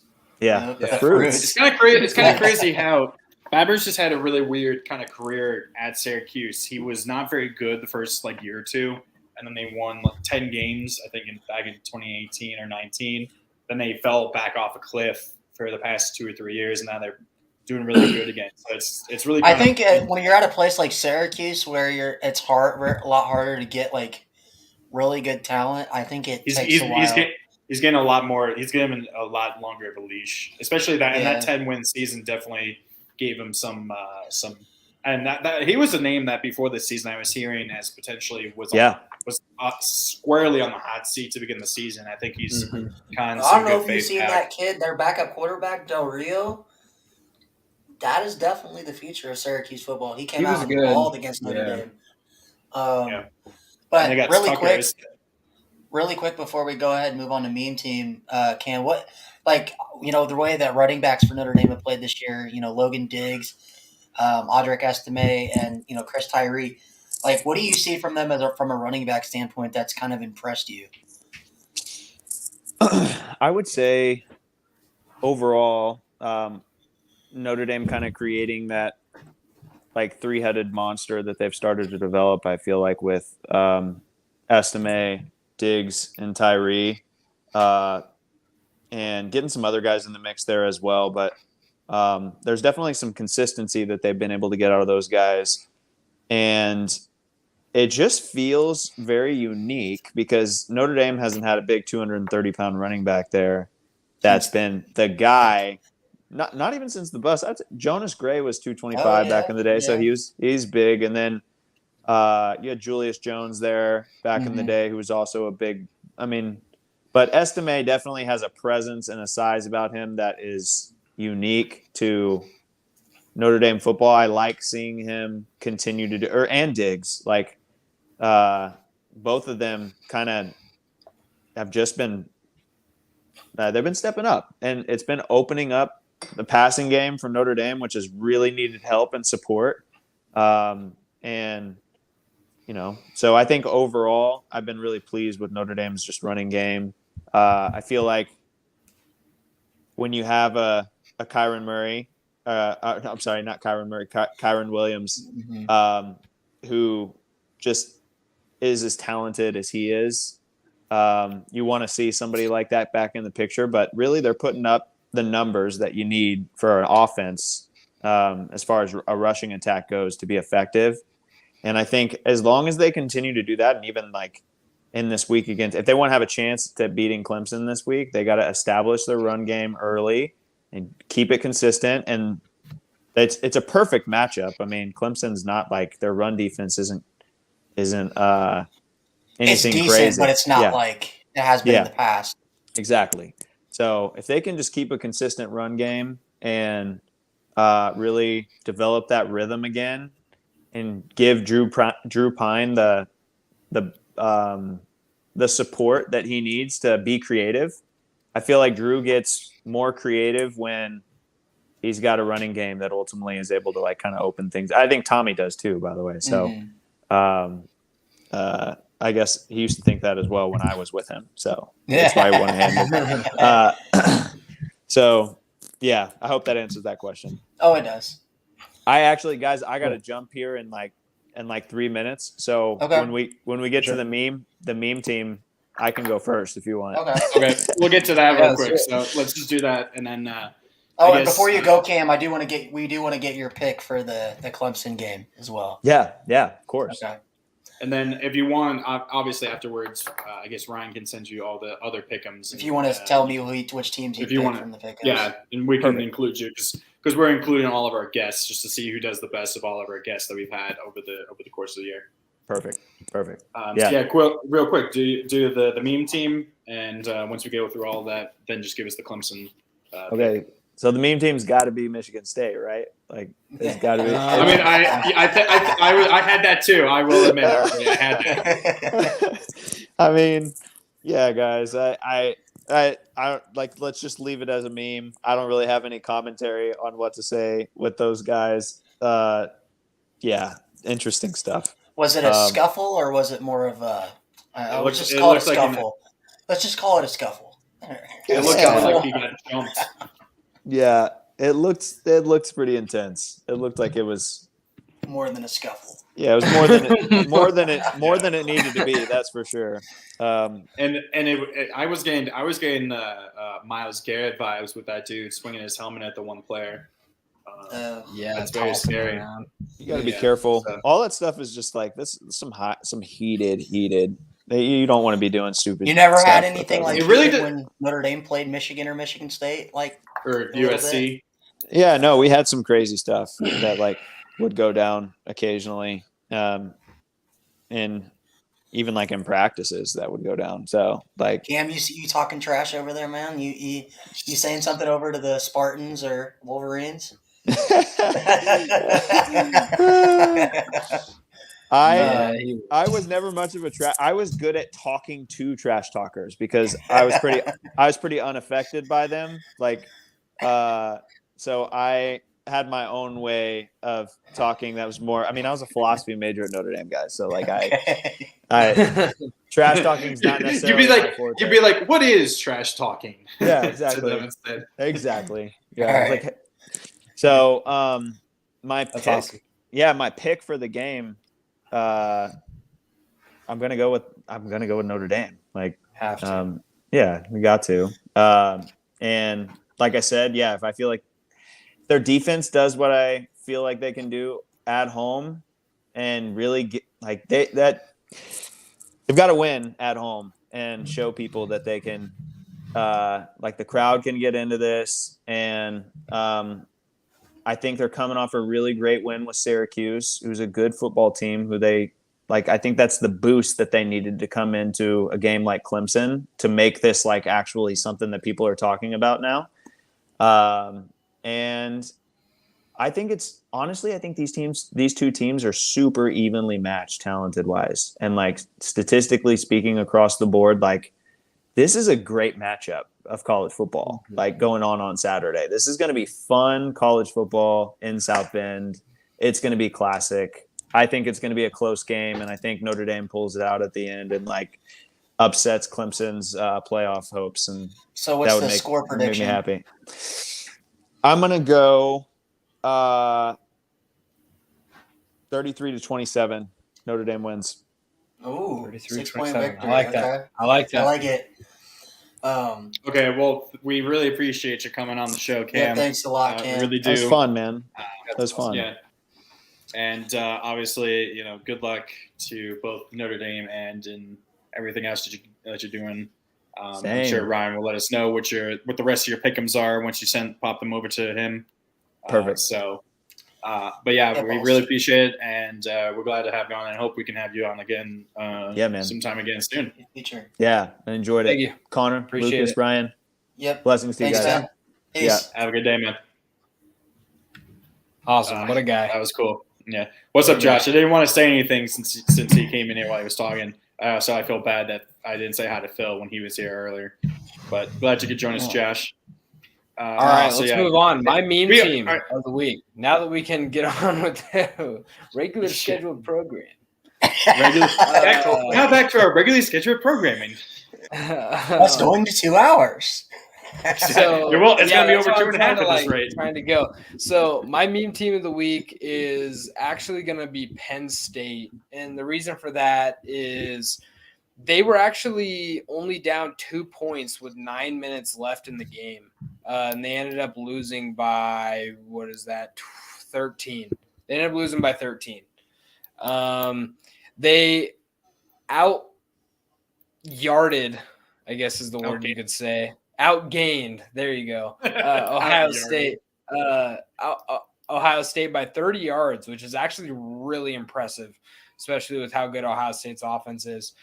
They just had 4 turnovers, so you can't do that and expect to win. JT, I think had all of them. He had 2 fumble recoveries and 2 interceptions. Yeah. So then he had all 4 of them. All 4 of them. God So damn. yeah. So my meme team of the week, and I'm sorry, Josh, I had to do it. You're all good old Kentucky Wildcats. It's football. It's basketball season now. It's basketball season, and it's basketball season in Lexington right now. Hey, you guys will probably make a bowl game, so you can I can add another trophy to the pump up video for next year. It's all good. Let's just say We should just do some since their season's over. We should just do a Kentucky pump up basketball right pump now. video Yeah. for Josh. We should do that for VT as well at this point because VT is clearly a basketball school at this rate. But no, what I was gonna say is Kentucky's season since the Ole Miss game has literally been the embodiment of that play where Will Levis hits his receiver and his receiver gets absolutely cracked. Gets absolutely yeah. Dude, seeing you say that reminds me of an SEC short about Alabama. It was like Bama lost. Bama loses. No, Kentucky will probably be in the Las Vegas Bowl. There you go. No, all I remember from this one particular SEC short is like it's the game that LSU or Florida State expects to play in every year. Tax Slayer Bowl. Just like, Yeah. No, actually, no. For real though, Kentucky. What about Kentucky Notre Dame for a Cheez-It Bowl matchup? There you go. No. I still have my I have a hoodie for the Cheez-It when Oregon won the Cheez-It Bowl against Michigan State. I got a hoodie. Nice. There you go. Okay, and mine Ken already mentioned it was Michigan State. I mean, that game, even before what happened at the end, was a bad game. Obviously, they had their own what happened with this. He had trouble with the snap moment. Did they have Michigan the same State, guy calling that game? It sounded like it. I think it sounded like no, it might have been. It actually might have been him. I think it was the same person, but because it was the night game for ESPN, so I think it was the same guy. But Mel Tucker, all of a sudden, he gets the big contract extension. Was it after last season or was it before last season? I can't remember. Well, before we get into that, I had told you guys last season that Michigan State was only good because they had Naylor. Haskins. No, Michigan State was only good because they had Naylor, who was a top wide receiver in and college Walker. football, and Kenneth Walker. You see what Kenneth Walker is doing in the league right now. So, Yeah. And then, what happened at the end, people are saying whether it's Michigan's tunneled. Yo, shit, cuh. I'm not a big person. I'm not a big victim. Like I don't even like saying words like that because I'm the least woke person in the fucking planet. But these people are victim blaming the hell out of this kid. This kid should have never been beat up like that. That is no. I'm not saying that either. The thing I'm just saying people blaming Michigan. People blaming Michigan for the tunnel, the way they operate the tunnel. Both teams going up at the same time. There was that standoff. They had the issue with last year. They had an issue with Penn State a few weeks ago. Yeah, they had a standoff with Penn State in the tunnel as well. The tunnel is very narrow. Both teams come out of it. But Notre Dame does the same thing. And then people were wondering how he, was it? He said something. They attacked him. Did he start it? And it doesn't matter though. It doesn't matter. If that Michigan player had said something, there is no reason to do that to one guy. Those guys shouldn't even have been suspended. They should have just been kicked straight off the team. They should have been arrested, and I'm glad that the player that they still might pressing be charges. They still might be. I mean, both of the players might be. And I mean, my question was where the hell was Jim Harbaugh, and where the hell was he was in the locker room? I know, but where was the other? Did you also see how no one ran to protect them? All you heard was the shouting and stuff, especially the one with the guy swinging his. No, everyone's like, "Hey, stop!" And no one's running to try and save him. Well, also because it's looking bad for both teams. I'm sorry, but I'd be sitting there. I'm not gonna run into a group of college athletes and get my shit ran into. Like I'm not gonna get beat up too. That's true. So sorry for that kid, but I'm not also gonna take that. But my question is, where was Mel Tucker when this was going on? Did he witness this, or where was he? He was probably just in the locker room too. The coaches always go to the locker room first, so they're always in there. No, I mean, there's nobody monitoring the players. Harbaugh, if anything, I guarantee you, Harbaugh was probably still on the field because he was probably being interviewed because that could be true too. Yeah. So he probably was. He might have been still on the field walking. I know, but aren't there usually coaches that walk with the players to the locker room? And So security? So where the hell are the coaches and where the hell is security? That was everybody yelling, "Stop! No!" Stop! No. Okay. No, not Enough. another one. Not another swing. Okay, enough talking about that. We're finally onto the pickups, an hour and a half in. Jeez, this. So Hey, I we had a another really good fantastic guest week. on, so And another, I know. I would Fantastic argue our best week. guest. Yeah. Cam That was our best. Cam That was- actually kind that of was matched our something. vibe. Like That was very definitely- few of our that was guests good. have. Sippy definitely matched Sippy our did vibe. too. I think Phil matched our vibe pretty good. Yeah, as Phil well. did too. No, I like Phil. Yeah, I think. definitely. I mean, Cam is clearly better than Josh, though. Clearly, Cam should be our fourth guy going forward. Cam. Cam was better than All Blake, right. man. Okay. Yeah, right. Let's do it. Yeah, no, definitely. I had a fantastic week. I'm at 188. Lucas at 182. At least you won in something, 179. Connor. 173 exactly. I'm doing fantastic in the pick'ems. I've had 2 fantastic weeks back to back now, and I'm back in it. Don't sleep on Josh, by the way. He's creeping up the back. I'm going undefeated this week. That's so That's don't what she worry. said. That's But, what okay. she said. Okay, first game. It's probably the least important military matchup because no one actually cares about that because anyone cares about is Army versus Navy. Air Force at Army. Air Force is a 7-point favorite. Air Force. Falcons, baby. I'm going to say Air Force as well because they actually can also pass the ball pretty decently, I've seen. Their quarterback's Yep. decent. Yeah. So I think that's going to help. And, of course, I wouldn't be surprised if Army has the ball for 40 minutes in this game. But, Did we all take yeah. Coastal tonight? By the way, Were they playing? I believe so, yep. Were they playing? App State. App State. Yeah, we took Yeah, I think those. we all did. Yeah, we did. We took Coastal. Okay. Yeah, Josh taking AF. Air Force as fuck. Okay. Air Force. Josh's Kentucky at Missouri. Kentucky's just a 1-point favorite on the road. Yeah, I think it's because of how good Missouri played last week. But Missouri is another one of those teams that play really well against ranked teams, not so well against non-ranked teams. So I'm They play up and down to the competition. So they're the SEC version of Purdue, basically. is what we're saying. basically, yeah. They're the I'm SEC taking version of the Kentucky Steelers. in a bounce back game. Okay. Will Levis got to show me something because right now he's like Zach Wilson, like this The funny thing is, touted prospect, all this stuff, and he isn't. I don't think he's that good, but he's got to show me something. I still I'm guarantee that Levis will be a first-round pick. Some team Oh, will. for sure. I'm going to say this right now. Josh, I'm sorry. I'm taking Mizzou. The Tigers are going to win their 3rd straight game in a row. They realistically could very easily be 6-2 right now if they would have held on against Georgia. This Missouri team is a lot better than what the record shows. So give me Mizzou at home. If you weren't going to do it, I was going to do it. I'm going to stick with it. I'm going to take Mizzou as well.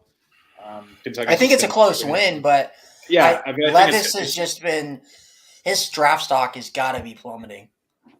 He was probably a It's going top. up. It's probably, if anything, it probably will go up because honestly, he's the 3rd best quarterback behind Stroud I know, and but he's been Young. playing so bad the last. It doesn't matter. argue It doesn't matter. It doesn't matter. He is this prototypical white quarterback. He's like He's the Daniel Jones. big ass arm.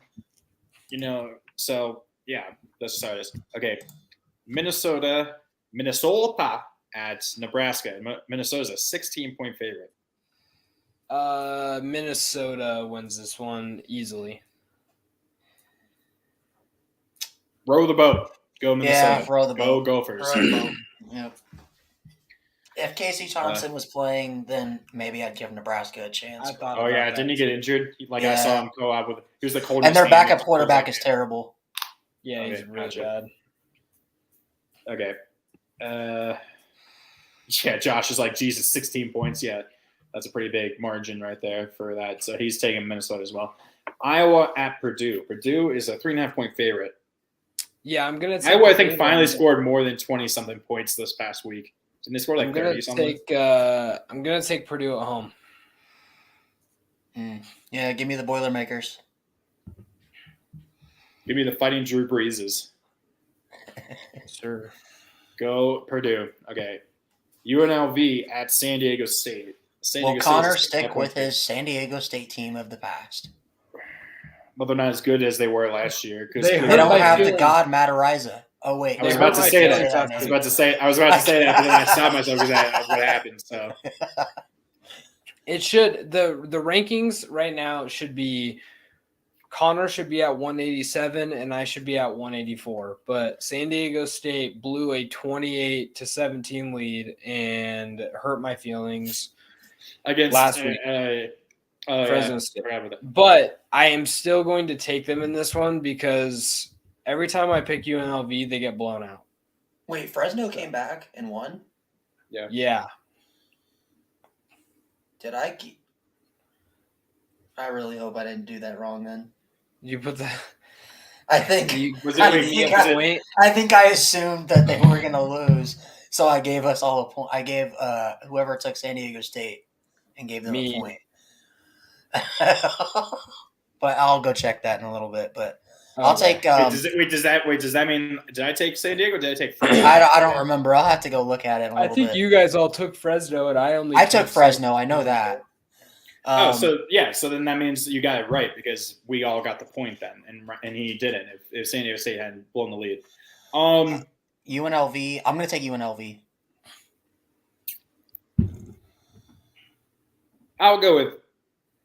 Give me the Aztecs. Ooh. I guess I have no idea. Okay, Maryland at Scotty. Wisco. Scotty is a Wisco. Wisco is a 5-point favorite. Surprisingly. Yeah, I'm taking Wisco at home in this one.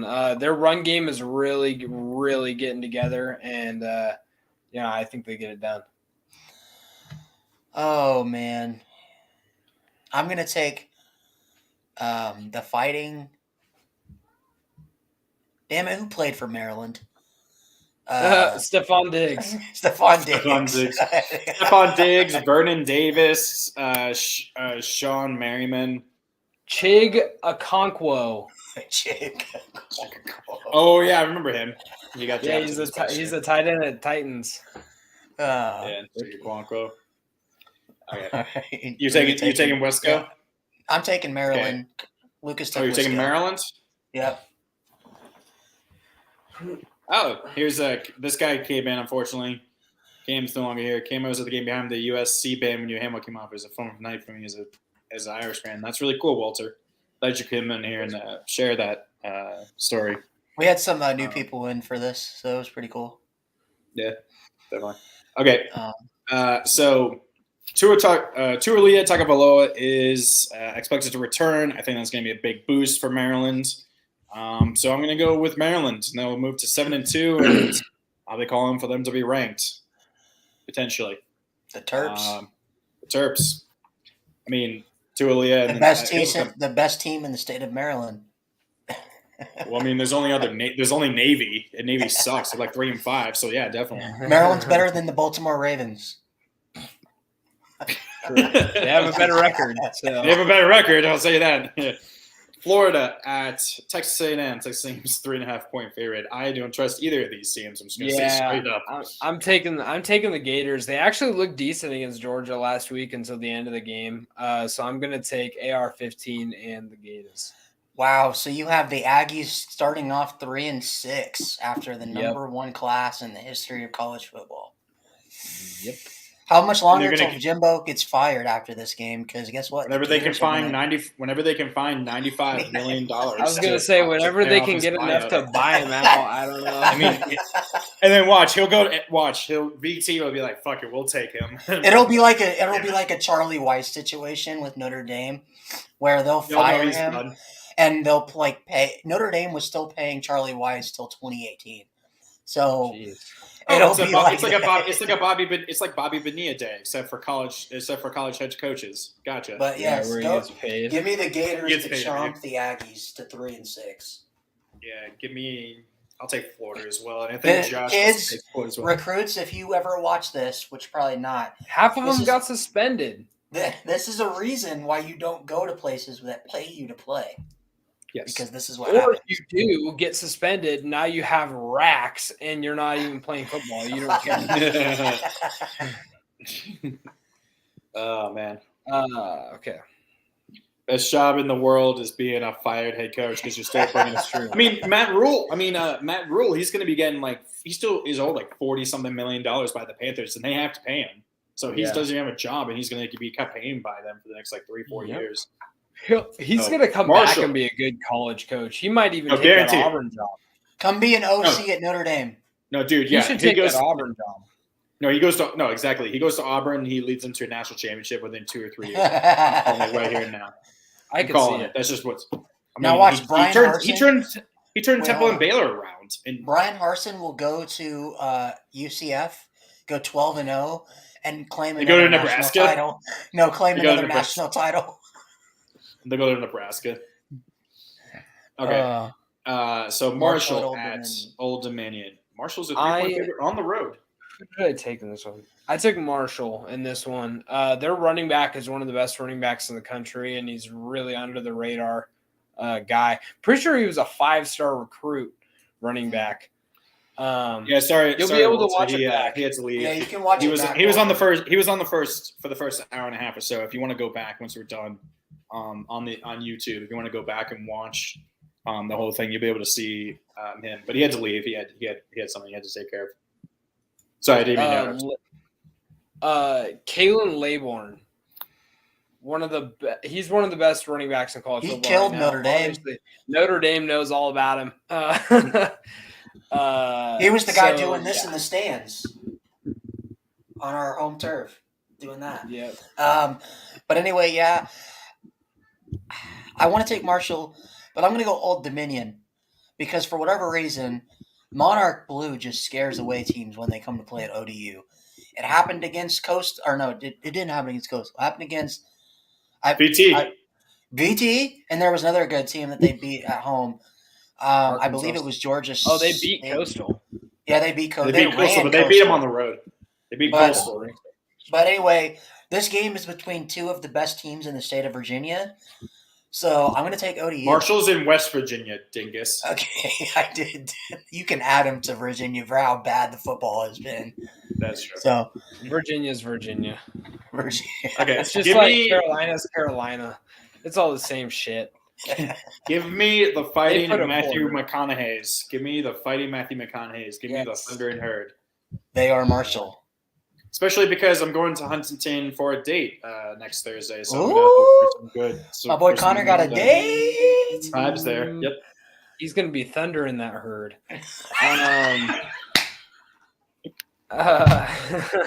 Dude, I'm going to tell you right now. I think I told her I'm doing my podcast. I think she's watching. I think she just heard you say that. Oh my god. Oh my god. Awesome. That's incredible. Man. God damn it. Anyway. I'm going to have to apologize for her. I don't watch. She's gonna text me and be like, "Lucas does not take any responsibility for what he says on this podcast." I do not take any responsibility. No, you do not take any responsibility. Oh my god. Okay. God damn it. Oh my god. All right. Oklahoma Baylor. Josh said. Damn. He says, "I hope it goes well." Me too. After that comment. Oh my god! Anyway. Oh my god. Okay. Baylor, Oklahoma. At Oklahoma. I'm taking the Sooners in this one over Baylor. Oh. Baylor's looked better as of late, but I still think Oklahoma is probably better. I was gonna use this to kind of add on to what Lucas said that Connor's gonna go Boomer that Sooner. Oh my god! But I'm gonna take the Bears. Give me Baylor. Good for my boy. God damn it! I hate you guys so fucking much. Good for my boy. God damn it! Give me. God damn it! Give me Oklahoma. Oh my god! I can't even talk right now. Oh my god. Oh. West Virginia, Iowa State. Iowa State just doesn't work. I'm taking all the favorites. I feel like I'm gonna take Iowa Oh. State at home just because that defense. I think it's gonna be tough for West Virginia to score.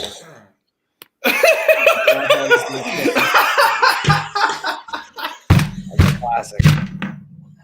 That's a classic. For those of you that don't know, go back and watch one. Give me more head. Give me more head.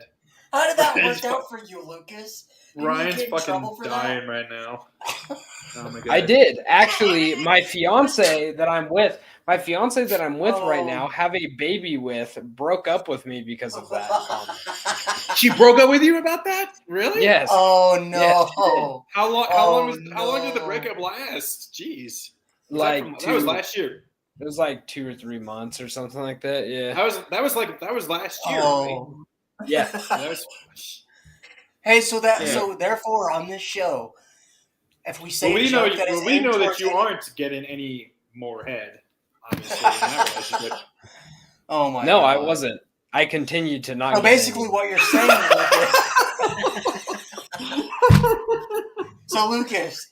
What you're saying is, whenever there's a joke on this show aimed towards one of us, are like that's like that. Oh, Connor's God. gonna have a kid with this girl now. Is what you're saying? God damn it! No. Oh. For his sake, I hope not.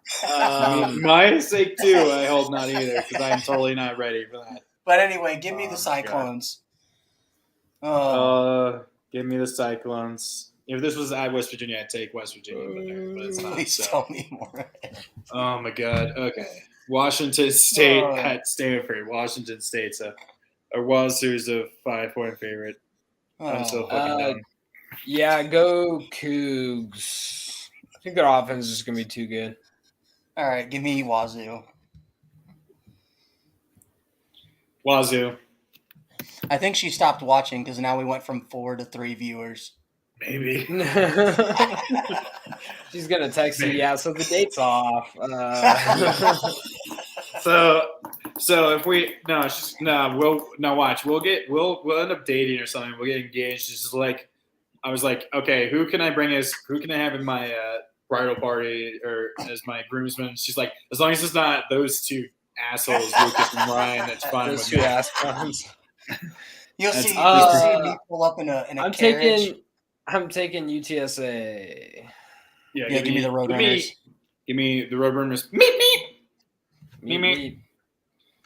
Okay, Liberty at Arkansas. Arkansas is a 14-point favorite, and I don't know what to think about I'm slamming that. I'm taking Arkansas in this game. At home in Arkansas, with how Arkansas played last week, Liberty's a good team, but I don't think they're SEC good. They're going to lose this game.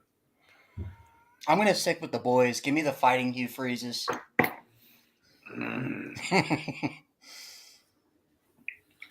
What if Hugh Freezen's up at I Auburn? will say though, No, he Liberty just signed like an extension through like 2028. Oh, okay. Yeah, he Liberty signed, like, starting like, quarterbacks in the NFL, just saying, are 100% win percentage. Just saying. Yeah, and about did play like I'm dog crap and got Malik Willis has a better 5 win attempts. percentage than Tom Brady. Lucas. I'm like 5 Lucas. attempts per Lucas. game. He finished in fantasy with 1.35 points. He has a better win percentage than Tom Brady, so that's all I Okay. care about. 1-0, baby. And he'll be 1-1 when you play the Chiefs. No, when they play the Tannehill's coming Broncos. back. They play the Tannehill will Broncos. hobble out there. Tannehill will hobble out there against the Chiefs. What Malik about is the not- Broncos, Lucas? Yeah. You guys play the Broncos next week. Yeah, the Titans by 1 million. With Malik but Willis? no, Tannehill is fine. Malik Willis played that game only because we knew it was Houston and we knew Derek could just carry us to a victory. Tannehill can't carry you to a victory versus the Chiefs. You have one less receiving No, yard. but he gives as us a your better entire- chance.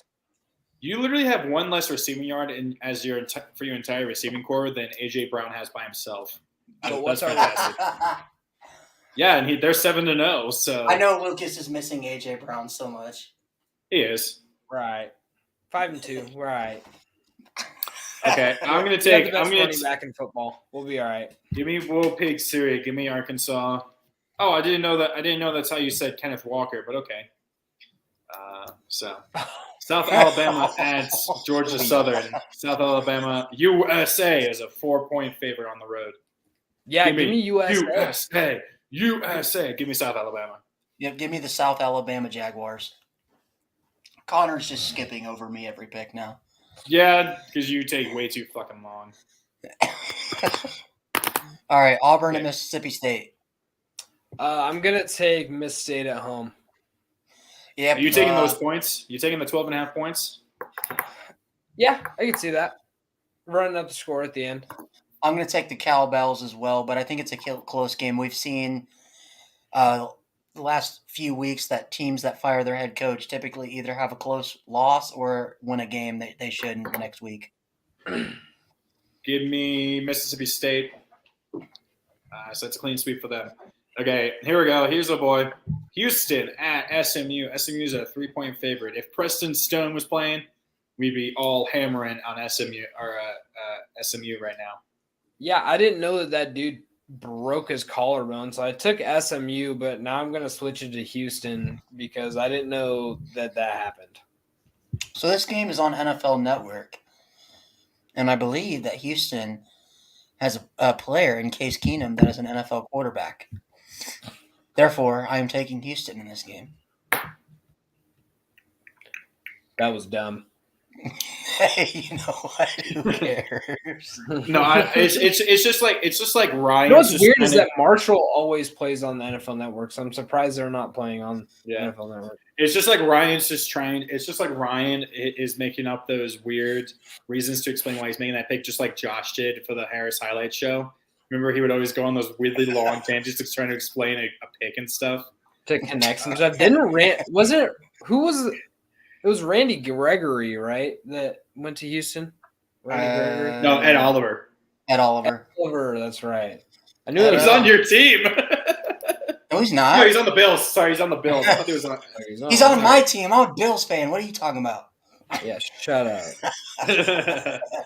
Okay, I'll take Houston. Unfortunately, BYU. Dear God, I mean they've lost what 5 straight games. 5 in a row. Five in a row straight. playing against. Meanwhile, Boise, a underrated and kind of little talked about 6-2 because they fired their head coach 3 games in. That's why. Yeah, so they're an 8-point favorite. I don't know, man. I really want BYU to not be that bad. I'm gonna say BYU wins. I'm taking them.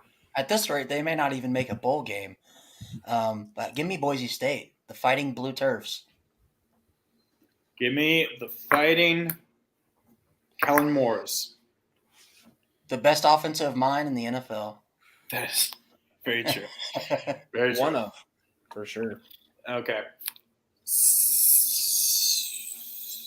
South Carolina. I don't know why. I was trying to say Southern for some reason. That's why. South Carolina at Vandy. Cock Commanders against Vanderbilt. Cock Commanders versus Vandy. Give me Beaver Beamer Ball. Give me South Carolina. Yeah, I'm taking the Cock Commanders. I'm taking Vandy on the road or at home in the upset. Give me Vandy. Ooh. Okay. And the points. Damn. Okay. Florida State at Miami, who is somehow 4-4. So Florida State is a 7.5-point favorite. Florida State's gonna rip them a new asshole. Give me Florida State plus the points. Yeah, I'll take Florida State plus the points too. Dear God, that's so bad. Why is that game even on ABC as the night game? Jordan Travis had a really good game last week too. Because they just want to punish as many people as possible, Ryan. That's why with seeing Miami. Well, it's because it's a rivalry game, and they want to see Miami get slaughtered on national television, TV for all the recruits to see. You know what's funny for this game? Micah Pittman, wide receiver for Florida State, was formerly obviously a wide receiver at Oregon. He said that this is the biggest rivalry he's ever played in because every time Oregon played Oregon State, Oregon would just slaughter them, and it wasn't really. Well, now it's going to be the same thing. But now it's going to be no different. It's literally the same shit. It's kind of funny. Okay. James Madison at Louisville. I think James Madison is on a 2-game losing streak. Because I think they were 5-0 when they were Yeah, ranked. they had a bye week this past week, so they had 2 weeks to prepare for Louisville. Yeah, and Louisville's a 7.5-point favorite. Some of Louisville's a low key 5-3. I thought they had a worse record than this.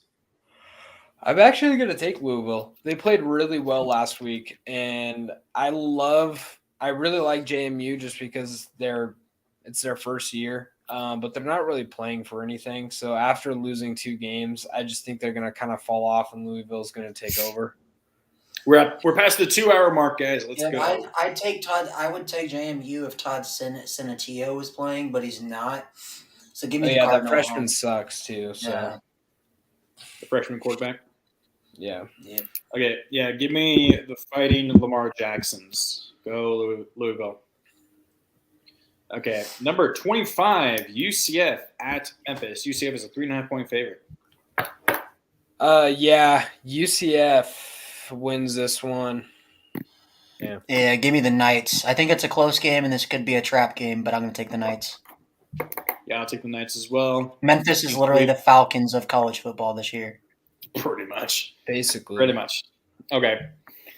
Number 22, NC State at number 21, Wake Forest. And Wake is only a 4-point favorite at home. This will be a fun game to watch, but I'm going to take Wake Forest. Just a better offense. NC State, like I said, without Leary, just looks really bad. So, yeah, Wake Forest. NC State has a great defense. Wake Forest has a great offense. NC State has a terrible offense, and Wake has a terrible defense. Something's got to give, but I think Wake is just too much offensively for an NC State. Yeah, I'm going to take Wake and those points. Syracuse, number 20, Syracuse at Pittsburgh. Pittsburgh is a 3.5-point favorite. Yeah, I think Pittsburgh could give them some trouble, but I do think Syracuse is still a really good team, regardless of their Depends last if two Garrett losses. Schrader is going to play. I don't think it really makes a difference. You think Del Rio could? I think they'll be. I think they'll be fine because their team's good enough. I mean, you look at those last 2 games; they lost against Clemson in a close one, Notre Dame, who we've already talked about being probably better than a 5-3 team. They just haven't gotten things together. So I think Syracuse is going to get it done against Pitt here and get their season back on track. And people don't realize that Pitt has actually one of the worse home field advantages in college football for whatever reason. So I'm going to take Syracuse. Yeah, but at the same time, despite that, there are plenty of teams like VT that just have struggled playing at Heinz Field, despite how little they are able to sell out that stadium. Bro, They really sell weird. they sell out, and they'll have a crowd when they have. Well, they sold out. They sold out for the backyard brawl. They sold out. And for the that Tennessee game was pretty hype too. But anytime you've watched Pittsburgh when they're not really contending for anything, nobody. It's like watching. It's like there's more people, but it's like Temple playing at the link. You know what I mean? There's no one there. I would say if Pittsburgh was ranked and had better of a crowd, I would take them. But I'll take Syracuse for now. But I would not be surprised if Pitt wins because, like I said, it is, even though you say it's a weak home field advantage, it's a very unique home field advantage for them. And they're able to take advantage of it sometimes. So, yeah. Are you taking Cuse or Pitt? Yeah, I'm taking Cuse for now. Okay. If they have if Schrader's not playing, then I might go Pitt, but we'll just vote for now. Okay, number 19, Tulane at Tulsa. Tulane is a 7.5-point favorite. Another rivalry game. And last time Tulane played in a rivalry game, guess who beat them? Our boy Cam in Southern Miss. Oh, nice. Yeah, but I'm going to take the Fighting Willie Fritz in Tulane. Hopefully we have him on the show, Lucas. I know. I'm working on it? Okay. Working on it. All right. I'm going to take Tulane, but I think it's a close one. Connor? 8-1 Tulane just sounds so crazy to me. I'll take Tulane. So, Josh, are you saying Louisville is the best team in the state of Kentucky? I mean, clearly they are. Clearly. They clearly are. I'd argue that they are. What do I think? Number 18, Oklahoma State at Kansas. Oh my God, she was watching. She said she's not canceling the date. Oh my God, after what happened, you did hear all that. She heard all that. Is she still watching? I don't know. I mean, she might be still watching. In this one, I'm gonna. I want to know if Jalen Daniels. That's just so funny that she actually heard all that. I'm gonna take the Pokes in a bounce back game against Kansas. So Jalen Daniels was practicing fully this week, but there's still no guarantee he plays. I'll take Oklahoma State for now, but if Jalen Daniels goes, then I'm switching my pick to Kansas.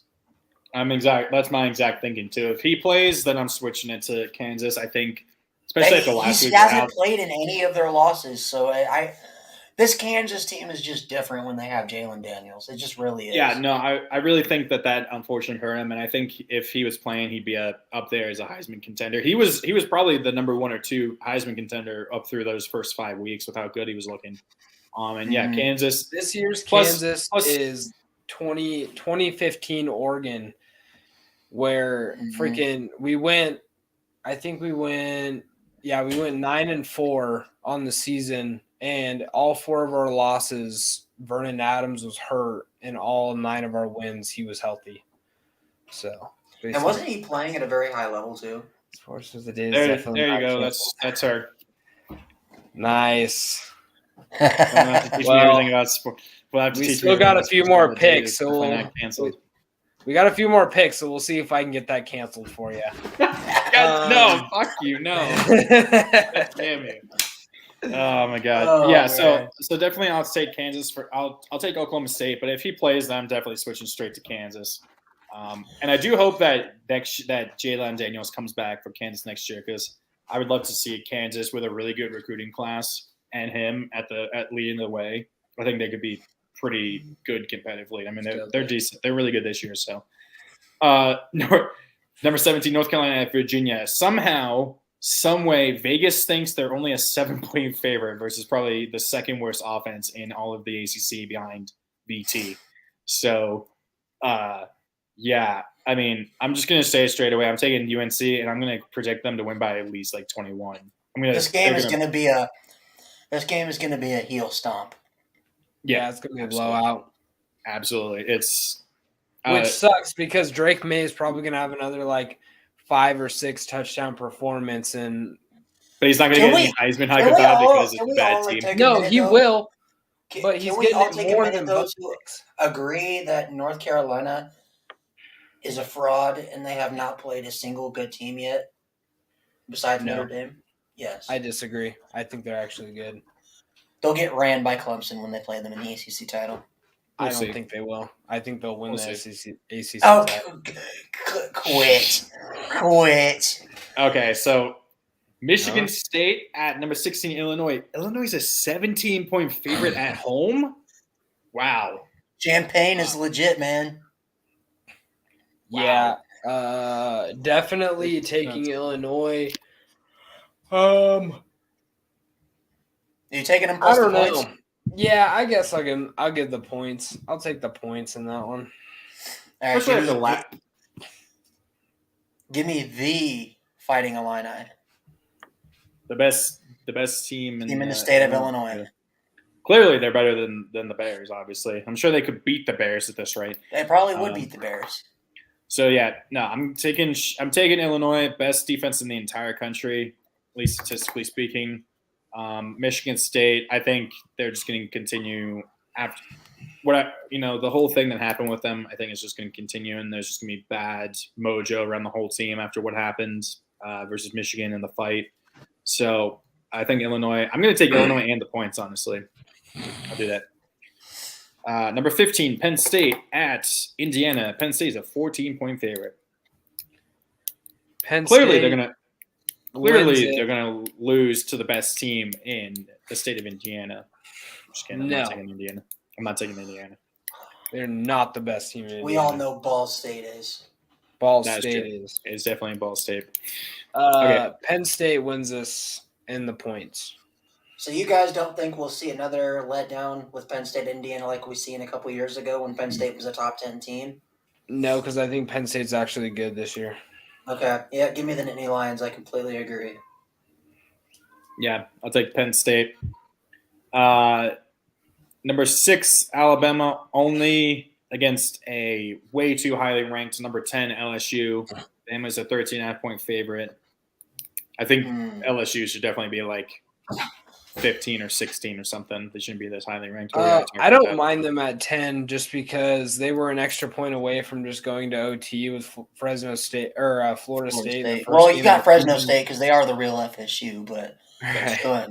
With Florida State in the first game of the season, Florida State's obviously looking like a decent team. And then obviously getting dog walked by Tennessee. I mean, who hasn't other than Bama? So I'm going to take Bama in this one, but like my gut is pushing me towards LSU. You just want LSU to win just so Brian Kelly can do a big FU to Notre Dame fans. Well, no, honestly, that doesn't matter anymore. They got their 6 wins. I don't care. But I do think that LSU is a different team, but we could easily see them come out like they came out against Tennessee and get ran. But it is at home. Makes a difference. I gotta take Bama though.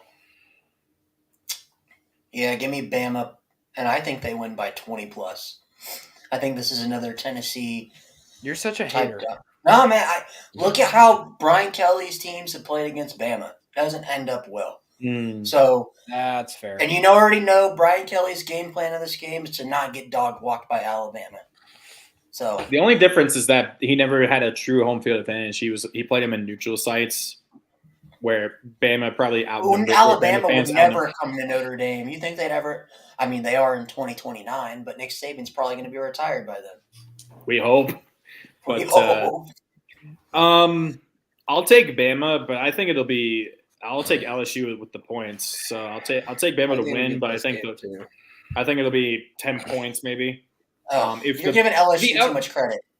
If the LSU that showed up versus Ole Miss shows up, and the Bama versus Tennessee shows up, I think it'll be a shootout. But Jaden Daniels he's good enough to where he's consistent. Yeah, but when he's on his game like he was against Ole Miss, he's good enough to do. They got a good run game too. They got a good defense. So I think it'll be close. I mean, like I said, it is unique in that he will find that Brian Kelly will have that home field advantage that he did not have when he played Bama in those championship games, or in the championship game and in the playoffs. Do you think it would have made a difference though if Alabama was playing at Notre Dame Stadium in those games? A decent amount, I think. I think it would have been a decent amount. Probably. I mean, that's it's. I think they. I guess you could say that. But the only reason why Ryan is saying any of this is because Brian Kelly is the head coach of LSU. If he wasn't the head coach of LSU, if he wasn't the head coach of LSU, I still would say I just don't think LSU is really as good as their biggest wins are against Ole Miss and Mississippi State. And those are 2 pretty good wins. Yes, I'm saying, but Ole Miss, I've kind of said. Okay, and look at Bama. Their biggest wins are against Mississippi State. Yeah, I'm saying that Bama played Tennessee tough, and it came down to a last-second field goal. LSU got absolutely dog-walked at home by the same Tennessee team a week prior. I'm just saying, I just don't think LSU is that good. I think they're a top 25 team. I'm not saying they're not a good team. I just don't think that they're an Alabama-level team, if that makes sense. There's a big gap there, in my opinion. Well, I would love to see them win this game. Okay. We got to move it on. Arizona at number 14, Utah. Utah is a 17.5-point favorite. 17.5 points is a lot considering the Arizona just lost by what? 13. No. Yeah. Was it 8? Yeah. Lost by 8 to USC. So with Utah only beating football math, with Utah only beating USC by 1 point, Arizona only losing to USC by 8 points. 17 is a lot of points. I'm gonna go Utah, obviously, but I'm gonna say by 14. I'm not gonna go with the points. Okay. I'm going to go Utah as well. The Fighting Cam Risings. Is Rising even Utah. playing? Probably not. They'll I still don't win. even know. He didn't play last The backup quarterback played pretty decent. Not going to lie. He was all right. Okay. Number 11, UCLA at Arizona State. UCLA is an 11-point favorite on the road. So they'd be a 2-touchdown favorite at home. I think this is more like a 17-point difference. I think UCLA dominates this game. Another reason I have an issue with LSU at 10 is because I think UCLA would absolutely dog walk them. But anyway, give me Isn't it the Bruins actually at home. UCLA 12 and Ole Miss is 11? Yeah. I got it messed up. My bad. That's all fine. right. That's fine. Yeah, give me UCLA. I'd probably take the points as well. So, yeah, all these ranked Pac-12 teams are suddenly again really bad teams play against, like Oregon's playing against Colorado. So it's just causing weirdness, and these are pretty much going to be free wins probably. I like it because our last 3 games are against good teams, so we get some cupcakes before our tough part of our schedule. Fair enough. You get some appetizers. Cal at number 9, USC. USC is a 21.5-point favorite. You're just going to take USC with the points? I'm not taking the points here because Oregon was only Oregon was playing at Cal. I believe they were 17. They were an 18-point favorite at game time. They won by so exactly 21.5 by USC. I just think, honestly, at this point, and this may be just my bias showing, but at this point, I just think Oregon is that much better than USC. I really don't think USC is that good. And so I'm not taking 21.5 with a 10-inch pole or a 10-foot pole. We also talked about it. Look how they played against Arizona, and look at how Oregon played against them. And I think we beat them by 20, and they beat them by 8. So, yeah, 21.5 is a lot of points. I think they still win it, but not by quite that much. Maybe 14, maybe even less, like 10. I could see this being a decent. Plummer looked good against the Ducks at the beginning of that game. Oregon just took, their offense is just too good. But Cal has shown Lucas, you've seen it when he played him. Cal has shown flashes this year of being a somewhat decent team. Yeah, they have. Would you be surprised at all if USC, like if this was a 3 to 7 point game for a majority of the game? Because I wouldn't. I wouldn't. I would not be surprised. But I'll take USC just because I feel like they have a little bit more talent. But I would not be surprised if Cal somehow, some way, in a Pac-12 After Dark game upsets USC. That'd be crazy. Pulls like a Stanford beating them, but when they were like Cal always is somehow in the middle of like a late upset on Pac-12 After Dark. It's the same thing with Stanford. I just remember what's his name. His last name was Bowers, I think. He had that running touchdown where he got flipped in the air and beat a number 8 ranked Wazoo on Halloween like 4 or 5 years ago. It was at Cal. I don't remember that. Yeah, I remember both Clemson and Wazoo lost on Halloween the same day on the same night because it was they were both like Thursday night games a few years ago. Okay, Texas Tech at TCU. TCU is an 8.5-point favorite. Gonna keep riding the Horny Frogs. I'm riding the Red Raiders, baby. I think TCU is going to have a letdown one of these games. I promise you. I'm going to pick against them for the rest of the season because I think they're going. One of these times I'm going to get it. They're going to have a letdown game because I do not think they are that good. And Texas Tech has proven to win games against good teams. Only 8.5 at home. I think somebody knows something that we don't. Texas Tech. I'm gonna take them in a close game. You know who I'm going with? Give me The Horny Frogs. The Horny Frogs of Texas Christian University. Christians are very horny, so The Horny Frogs, like Connor on his date.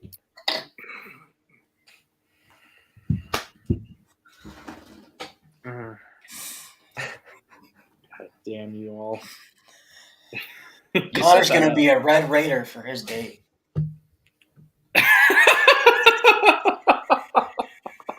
Something's gonna be red.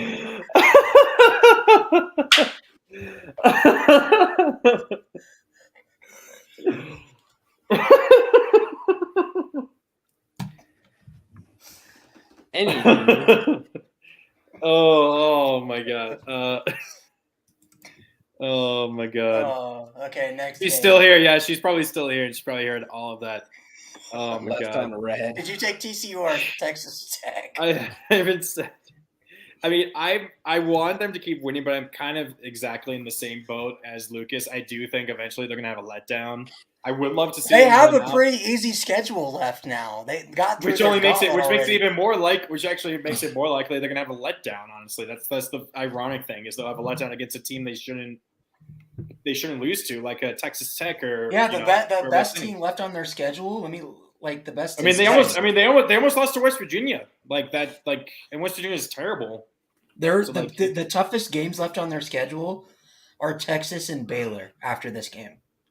And they I mean, still, okay. but they still I wanna- have. okay, like, that's a little bit more defense with understandable. Iowa State, like I'll take TCU, but I honestly are those games both Texas and Baylor? Those at Texas and Baylor? Texas. Wait, let me see. away. They're at Texas and at Baylor.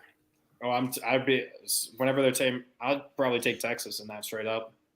Yeah, the Iowa State game is at home soon. Okay, yeah. So All I'll right. take TCU for now. So okay, Michigan at Rutgers. Do we take? I got it, Ryan. Do we take Michigan with the points though? 25.5. Yes, because I'm pretty sure who was it? Oh, Minnesota just beat Rutgers 31-0. So I'm taking Yeah. Michigan in the points. Are you taking them plus the points? Oh yeah. He's taking All right, yeah. he's Give me the slamming that. Wolverines. Give me the Wolverines and the points. The Fighting Hassan Haskins. Yeah, give me Michigan and the points. Okay, two terrible Tech teams. The game of Georgia the Tech year. The game of the year right here. at It should have Virginia been Tech a and $1 Virginia. ticket game. Honestly, it probably could be. I wasn't gonna do that to Connor. I wasn't gonna do that to At this Connor. point, I would have been fine with it. No, you know what this Hilarious. should be? This is the game, Connor, where the score should be 0-0 and end in a tie. I don't know if that's Yeah, possible yeah. in college football, but I just ended in a Yeah. tie. You just have Definitely not possible. you just have Gott. You have like Gov or G or it's just like Moon. Have you ever seen that Minnesota Northwestern Moon 0-0 or Michigan? Sorry. I have not, but I am curious. Is Sims playing for Georgia I was Tech? checking that, and it says that he's back at practice, but I haven't heard anything about whether he's going to play or not. All right, I'm going to Because do the honestly, same that- thing as you guys are doing for the Kansas game. If Sims plays, I'm taking Georgia Tech. Otherwise, I'm taking BT. Let me see. I haven't seen or heard anything about that. Is it even televised? What is RSN? I have Raleigh. I think Raleigh Sportsnet. What the hell is that? I don't know. Is that some East Coast? I don't know, but What is, I'm let gonna do- me look that up real quick. I'm going to All do right, the same with Lucas. I'm going to take Georgia Tech if Jeff Sims plays. If he doesn't, give me Virginia Tech. Mainly because their backup quarterback has the IQ of a rock. Ran right out of bounds versus VT or UVA. Oh man, that was funny. I guess I'm also going to do the same. No, the show No. will not be televised. It will not be televised. No one would want to watch this shit. That shit show. I've said it, and I'll keep sticking with it until VT actually wins. I won't pick him. So I'm going to take just Georgia Tech straight up. I'd be happy to lose a point here if VT actually shows up. But like I said, outside of the third quarter versus NC State, they had 41 yards of offense. They had 251 all of a sudden in the third quarter, but then they went back to sucking in the fourth quarter. So, you know what I mean? Ducks in the points, dude. Bo Nix is going to have 7 touchdowns this game. The fact that this game is going to be on ESPN and not Pac-12 Network. Yeah, it blew my mind. But anyway. They genuinely just they're pushing so hard for the East Coast to see Oregon games. They're pushing so hard in Colorado to get embarrassed on national television. Yeah, I guess so. Yeah, somebody. God, guys, you'll love this. She said, "Haha, all good. Guess we will see if you thunder my herd." Oh my God. She said she's fucking dead from all this. Josh, you're hilarious, but you're just honestly, Josh, I'm gonna hear this all year. He's just mad because Bo Nix is better than Will Levis, and we all know it. Will Levis is dog water. I guarantee you though, Will Levis will be drafted higher than Bo Nix. Bo Nix will probably be like a 5th round pick and then end up playing like exactly. Zappy. Yeah. Nix will be like a 4th or 5th round pick. And he'll steal the job away from Bailey Zappi. But I'm not worried. I'm not worried about the league. No. He goes to Tennessee and takes it from Malik Willis after I'm cool with that. But I am not worried about the league. The league, they see players and they're like, oh, we can develop them. They're the same people that said Drew Lock was a 1st round pick. Right now, Will Levis isn't on Bo Nix's level. It's not even close. So I'll keep hearing that, Josh. But Bo Nix is the truth. Hey, but we all know nobody's on the level of Drew Pine. That's just an astronomical level, man. I was going to ask Cam if quarterback had anything to do with it because you guys don't have a quarterback. Hey, you want Drew Pine, Connor? I'll take Grant Wells. I'll take fucking Drew Pine. I'll take him. I'll take Tyler Buckner. You'll take Tyler Buckner with a bum knee and a bum. I'll take his ass. He'd be like Daxton Burmeister, except he probably can actually throw a little bit better. I have this garbage. Let me trade it for your garbage. Exactly. One man's garbage is another man's treasure. So I'm sure. Oh, we all took the Ducks, right? Because I think we're taking the Ducks. We're taking the Ducks and the points. All right. Okay, Georgia State at Southern Miss. Southern Miss is on like a 3-game winning streak? 3 or 4 game win streak, I think. Yeah. I think. Oh. Give me the fighting Cams. I always forget his last name. I don't know why. Cam Harrells. Cam Harrells. Give me the fighting Cam Harrells. Give me the fighting Brett Favres. Just as long as he doesn't steal any money from them. Give me the fighting. Are you taking Southern Miss for the points? It's 2 points. All right, give me Southern Miss as Oh well. my god, that girl. She says, she's right here, but she said she was on FaceTime with her best friend during this whole stream. So her best friend heard all of that. Good. Subscribe. Her best friend said, wait, no. She was her best friend said she was dying laughing and said your friends are chill as fuck. So yeah, she has to know what she's getting into. Yeah, Brandy and Tessa. Please like and subscribe to the channel just so we get to 80 subscribers. And go get you some Dubby and put it in your alcohol so that you're energized for Connor. It's funny how we haven't been sticking with that. We actually haven't been sticking with Dubby at all. But they haven't put any of us on their stuff. So we're like half promoting for them. Like it doesn't make any sense. It's terrible promoting on their part. Yes, that's true. Okay, cool. So we all taking Southern Miss? Yep. Guest picker. Somehow Clemson is 98-0. What? Wait. I noticed that. I was like, Ryan, wow, they won 98 straight games. I was tired, okay? God. Clemson's good, dude. Clemson's damn good. Sure. Damn. They're 98-0, and yes, they haven't won a national championships. Yeah, they won. Yeah, they won every year. They played Yes, Furman okay. in the Citadel like 98 times. Exactly. Okay, Clemson at Notre Dame. Clemson's a 3.5-point favorite. So Cam already took Notre Dame. Of course, you had to take Notre Dame. Of course he did. Actually, I am going to take Notre Dame to win this game. Connor, And the reason Lucas, the are you reason okay? for it, the You need reason to tell for me? it is He's because just so tired from taking care of his new kid that he's going to lose.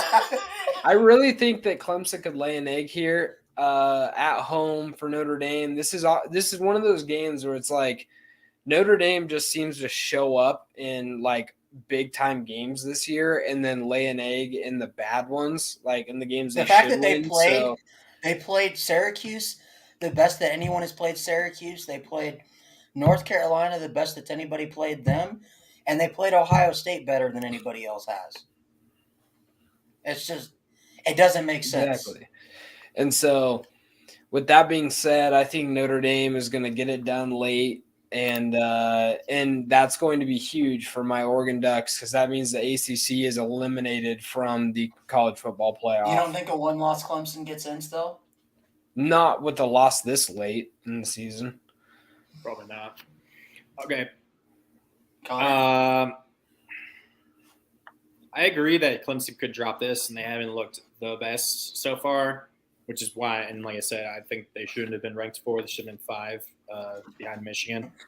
But until it happens, I'm gonna pick Clemson, and so me and Josh are gonna be split because obviously Ryan's gonna take Notre Dame, so it's gonna be a split. But I'm also the same way that Josh is. He said he's fine with losing a point if Notre Dame wins because I think I'll take Clemson, but I'd actually be kind of happy to see them lose because that'd be just hilarious. And obviously we can all go to Coster about it.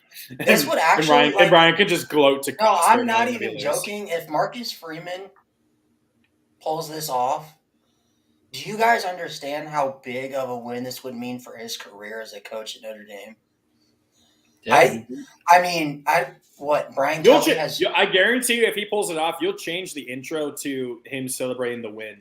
Brian, I'm not even joking. Brian, it took Brian Kelly till 2 years ago in 2020 to get his first win against a top 4 team. So this would be huge. I just think that Clemson and the way Notre Dame's offense runs right now, it's a run first. I think it plays into Clemson's strengths. Clemson's weakness is their back end. And I don't think Drew Pine is the quarterback that Sam Hartman is, or like we've seen Leary did a little bit. That's going to be able to expose Clemson's back end. I'm going to take Clemson, but I think it's going to be a close game. I think it's going to be a valiant effort from Notre Dame. I think Clemson scores a late field goal to win. But I would not be surprised if Notre Dame won. I think it comes down to which DJ do we get this game, like which version of him shows up, and which version of Notre Dame shows up, the one that played Ohio State and Syracuse or the one that faced Marshall and Stanford. That's what this game comes down to.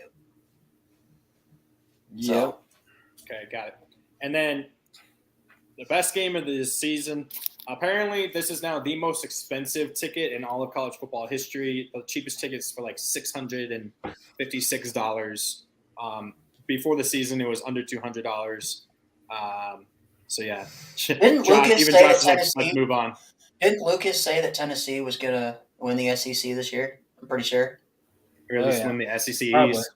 No, I think he said Probably. SEC title. I'm pretty sure. He originally said SEC East, but I think he switched it when he started. So we have number 1 I was all about Tennessee Tennessee. at number 3 Georgia. Georgia is an 8-point favorite. I don't like the points. I don't like Neither do that. I. The points scare me, but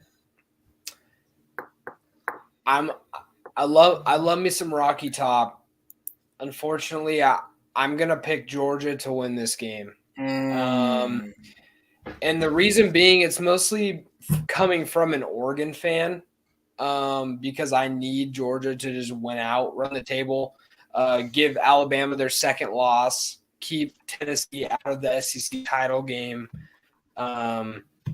So I need them to run the table, but honestly, Make your 49-3 drubbing look somehow a little bit better. No, it doesn't really have anything to do with that, but it's mostly just so there's less because there's a genuinely realistic situation where 3 SEC teams get into the college football playoff. I mean, we can all agree. We would hate that. Very possible. But we It would is hate extremely possible. But if Georgia runs the table, that's not going to happen. There's probably only going to be 2 at that point because we're pretty much guaranteed 2 SEC teams every year. Yeah, I'm taking UGA to get it done at home in Athens. Ryan? I'm going to go with Lucas's formerly known as his favorite hooker, but now it's my favorite hooker. Since Lucas is straying away from the hooker I feel path. terrible. I feel terrible. He's now that Oregon has not- a chance. He's not giving his money to that hooker anymore. No, I blew He is her no out longer. too hard. I'm He is done no with it. longer the pimp. I am. So give me my favorite hooker and the Tennessee Volunteers to stay No, undefeated. Connor's the pimp. I mean, look at No, him. I'm the pimp. I was the He's one who playing. gave him, or I was the one who gave Hendon Hooker to Tennessee. Right? We were the one who recruited him and got him. You're like, here, just take this really good player. Go Go have yourself a night. Go get a few Exactly. drinks and go win Exactly. yourself a natty.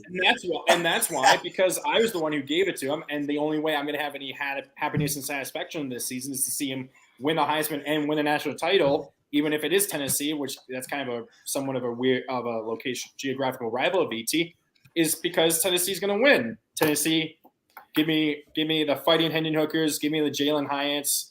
Dear If God, Tennessee I'm so wins pissed. this game, I will be Tennessee even wins more this game, they're winning the national mad title. at Fuente. If they win this game, We it's can not even going to be understand that, close. right? We all know that if Tennessee wins this game, they're winning the national What is the title. rest of their schedule look like? If the winner, whoever wins this game wins the national title, are we going to say that whether it is Tennessee or Georgia? No, No. because Georgia. Georgia looks beatable.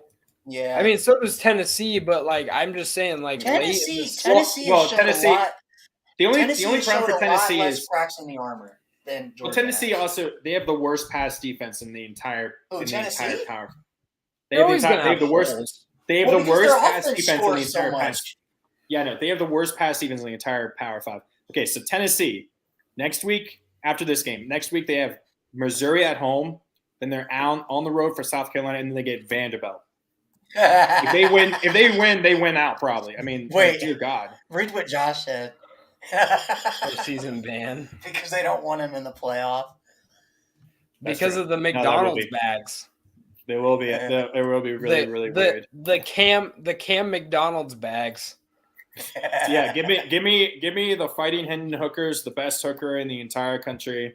Go Tennessee, go Rocky Top, go Jalen Hyatt, and my sadness at the utter incompetence of Justin Fuente will continue to grow and fester and drive me. And I will continue. And literally, I guarantee you, the top comment on Reddit in the post game, if Tennessee wins this, is fire Justin Fuente again. Fire him. We're gonna fire Justin Fuente again. Take his whole family. Take his family. Fire his whole family. Okay. And then the $1 ticket game, the worst game that you could go to. Is there actually tickets available for $1 here? I think they're actually giving away free tickets. I'm not even joking. Really? So South Florida at Temple. South Florida is a 3.5-point favorite. The taking Fighting the Gary Bulls, Bohannons. We taking the Bulls? We're taking the Owls. What's going on here?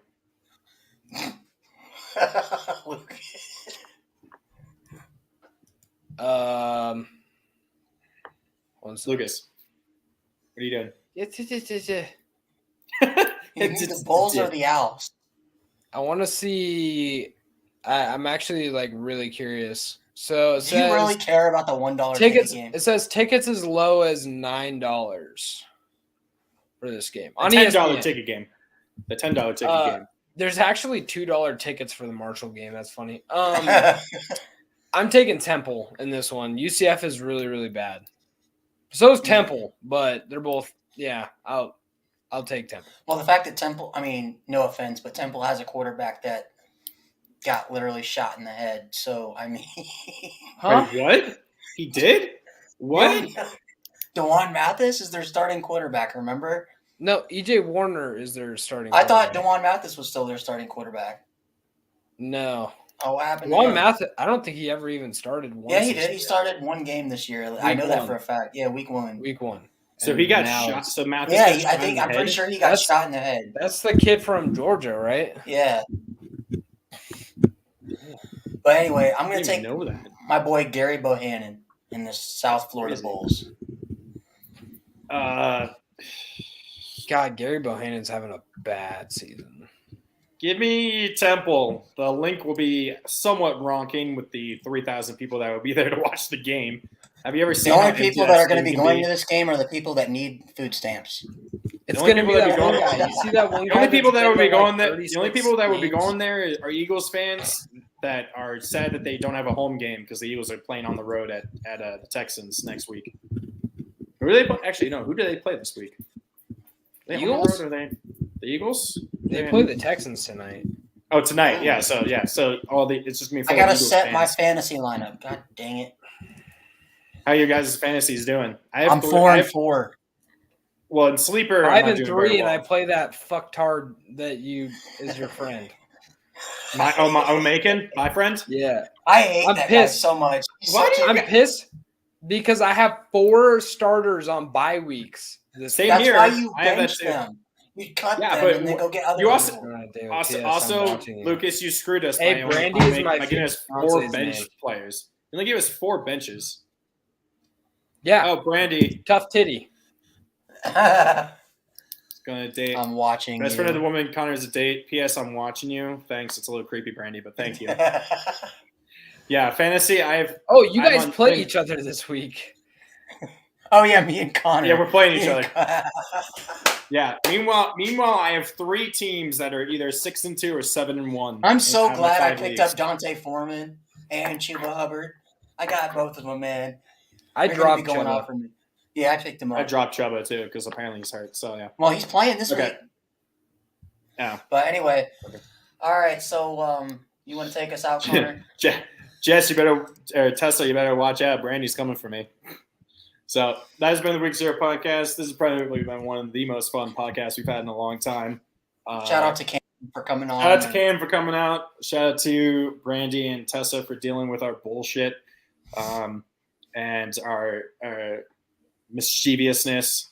So for Cam McDonald, for Yes. Lucas, Cam McDonald, for Lucas, 1998 Flashbacks McKnight, for Ryan, Notre Dame covers Fravel. I am your host, Connor Liberty, the best team in Virginia, Doherty. This has been the Week 0 podcast. We will be back next Thursday.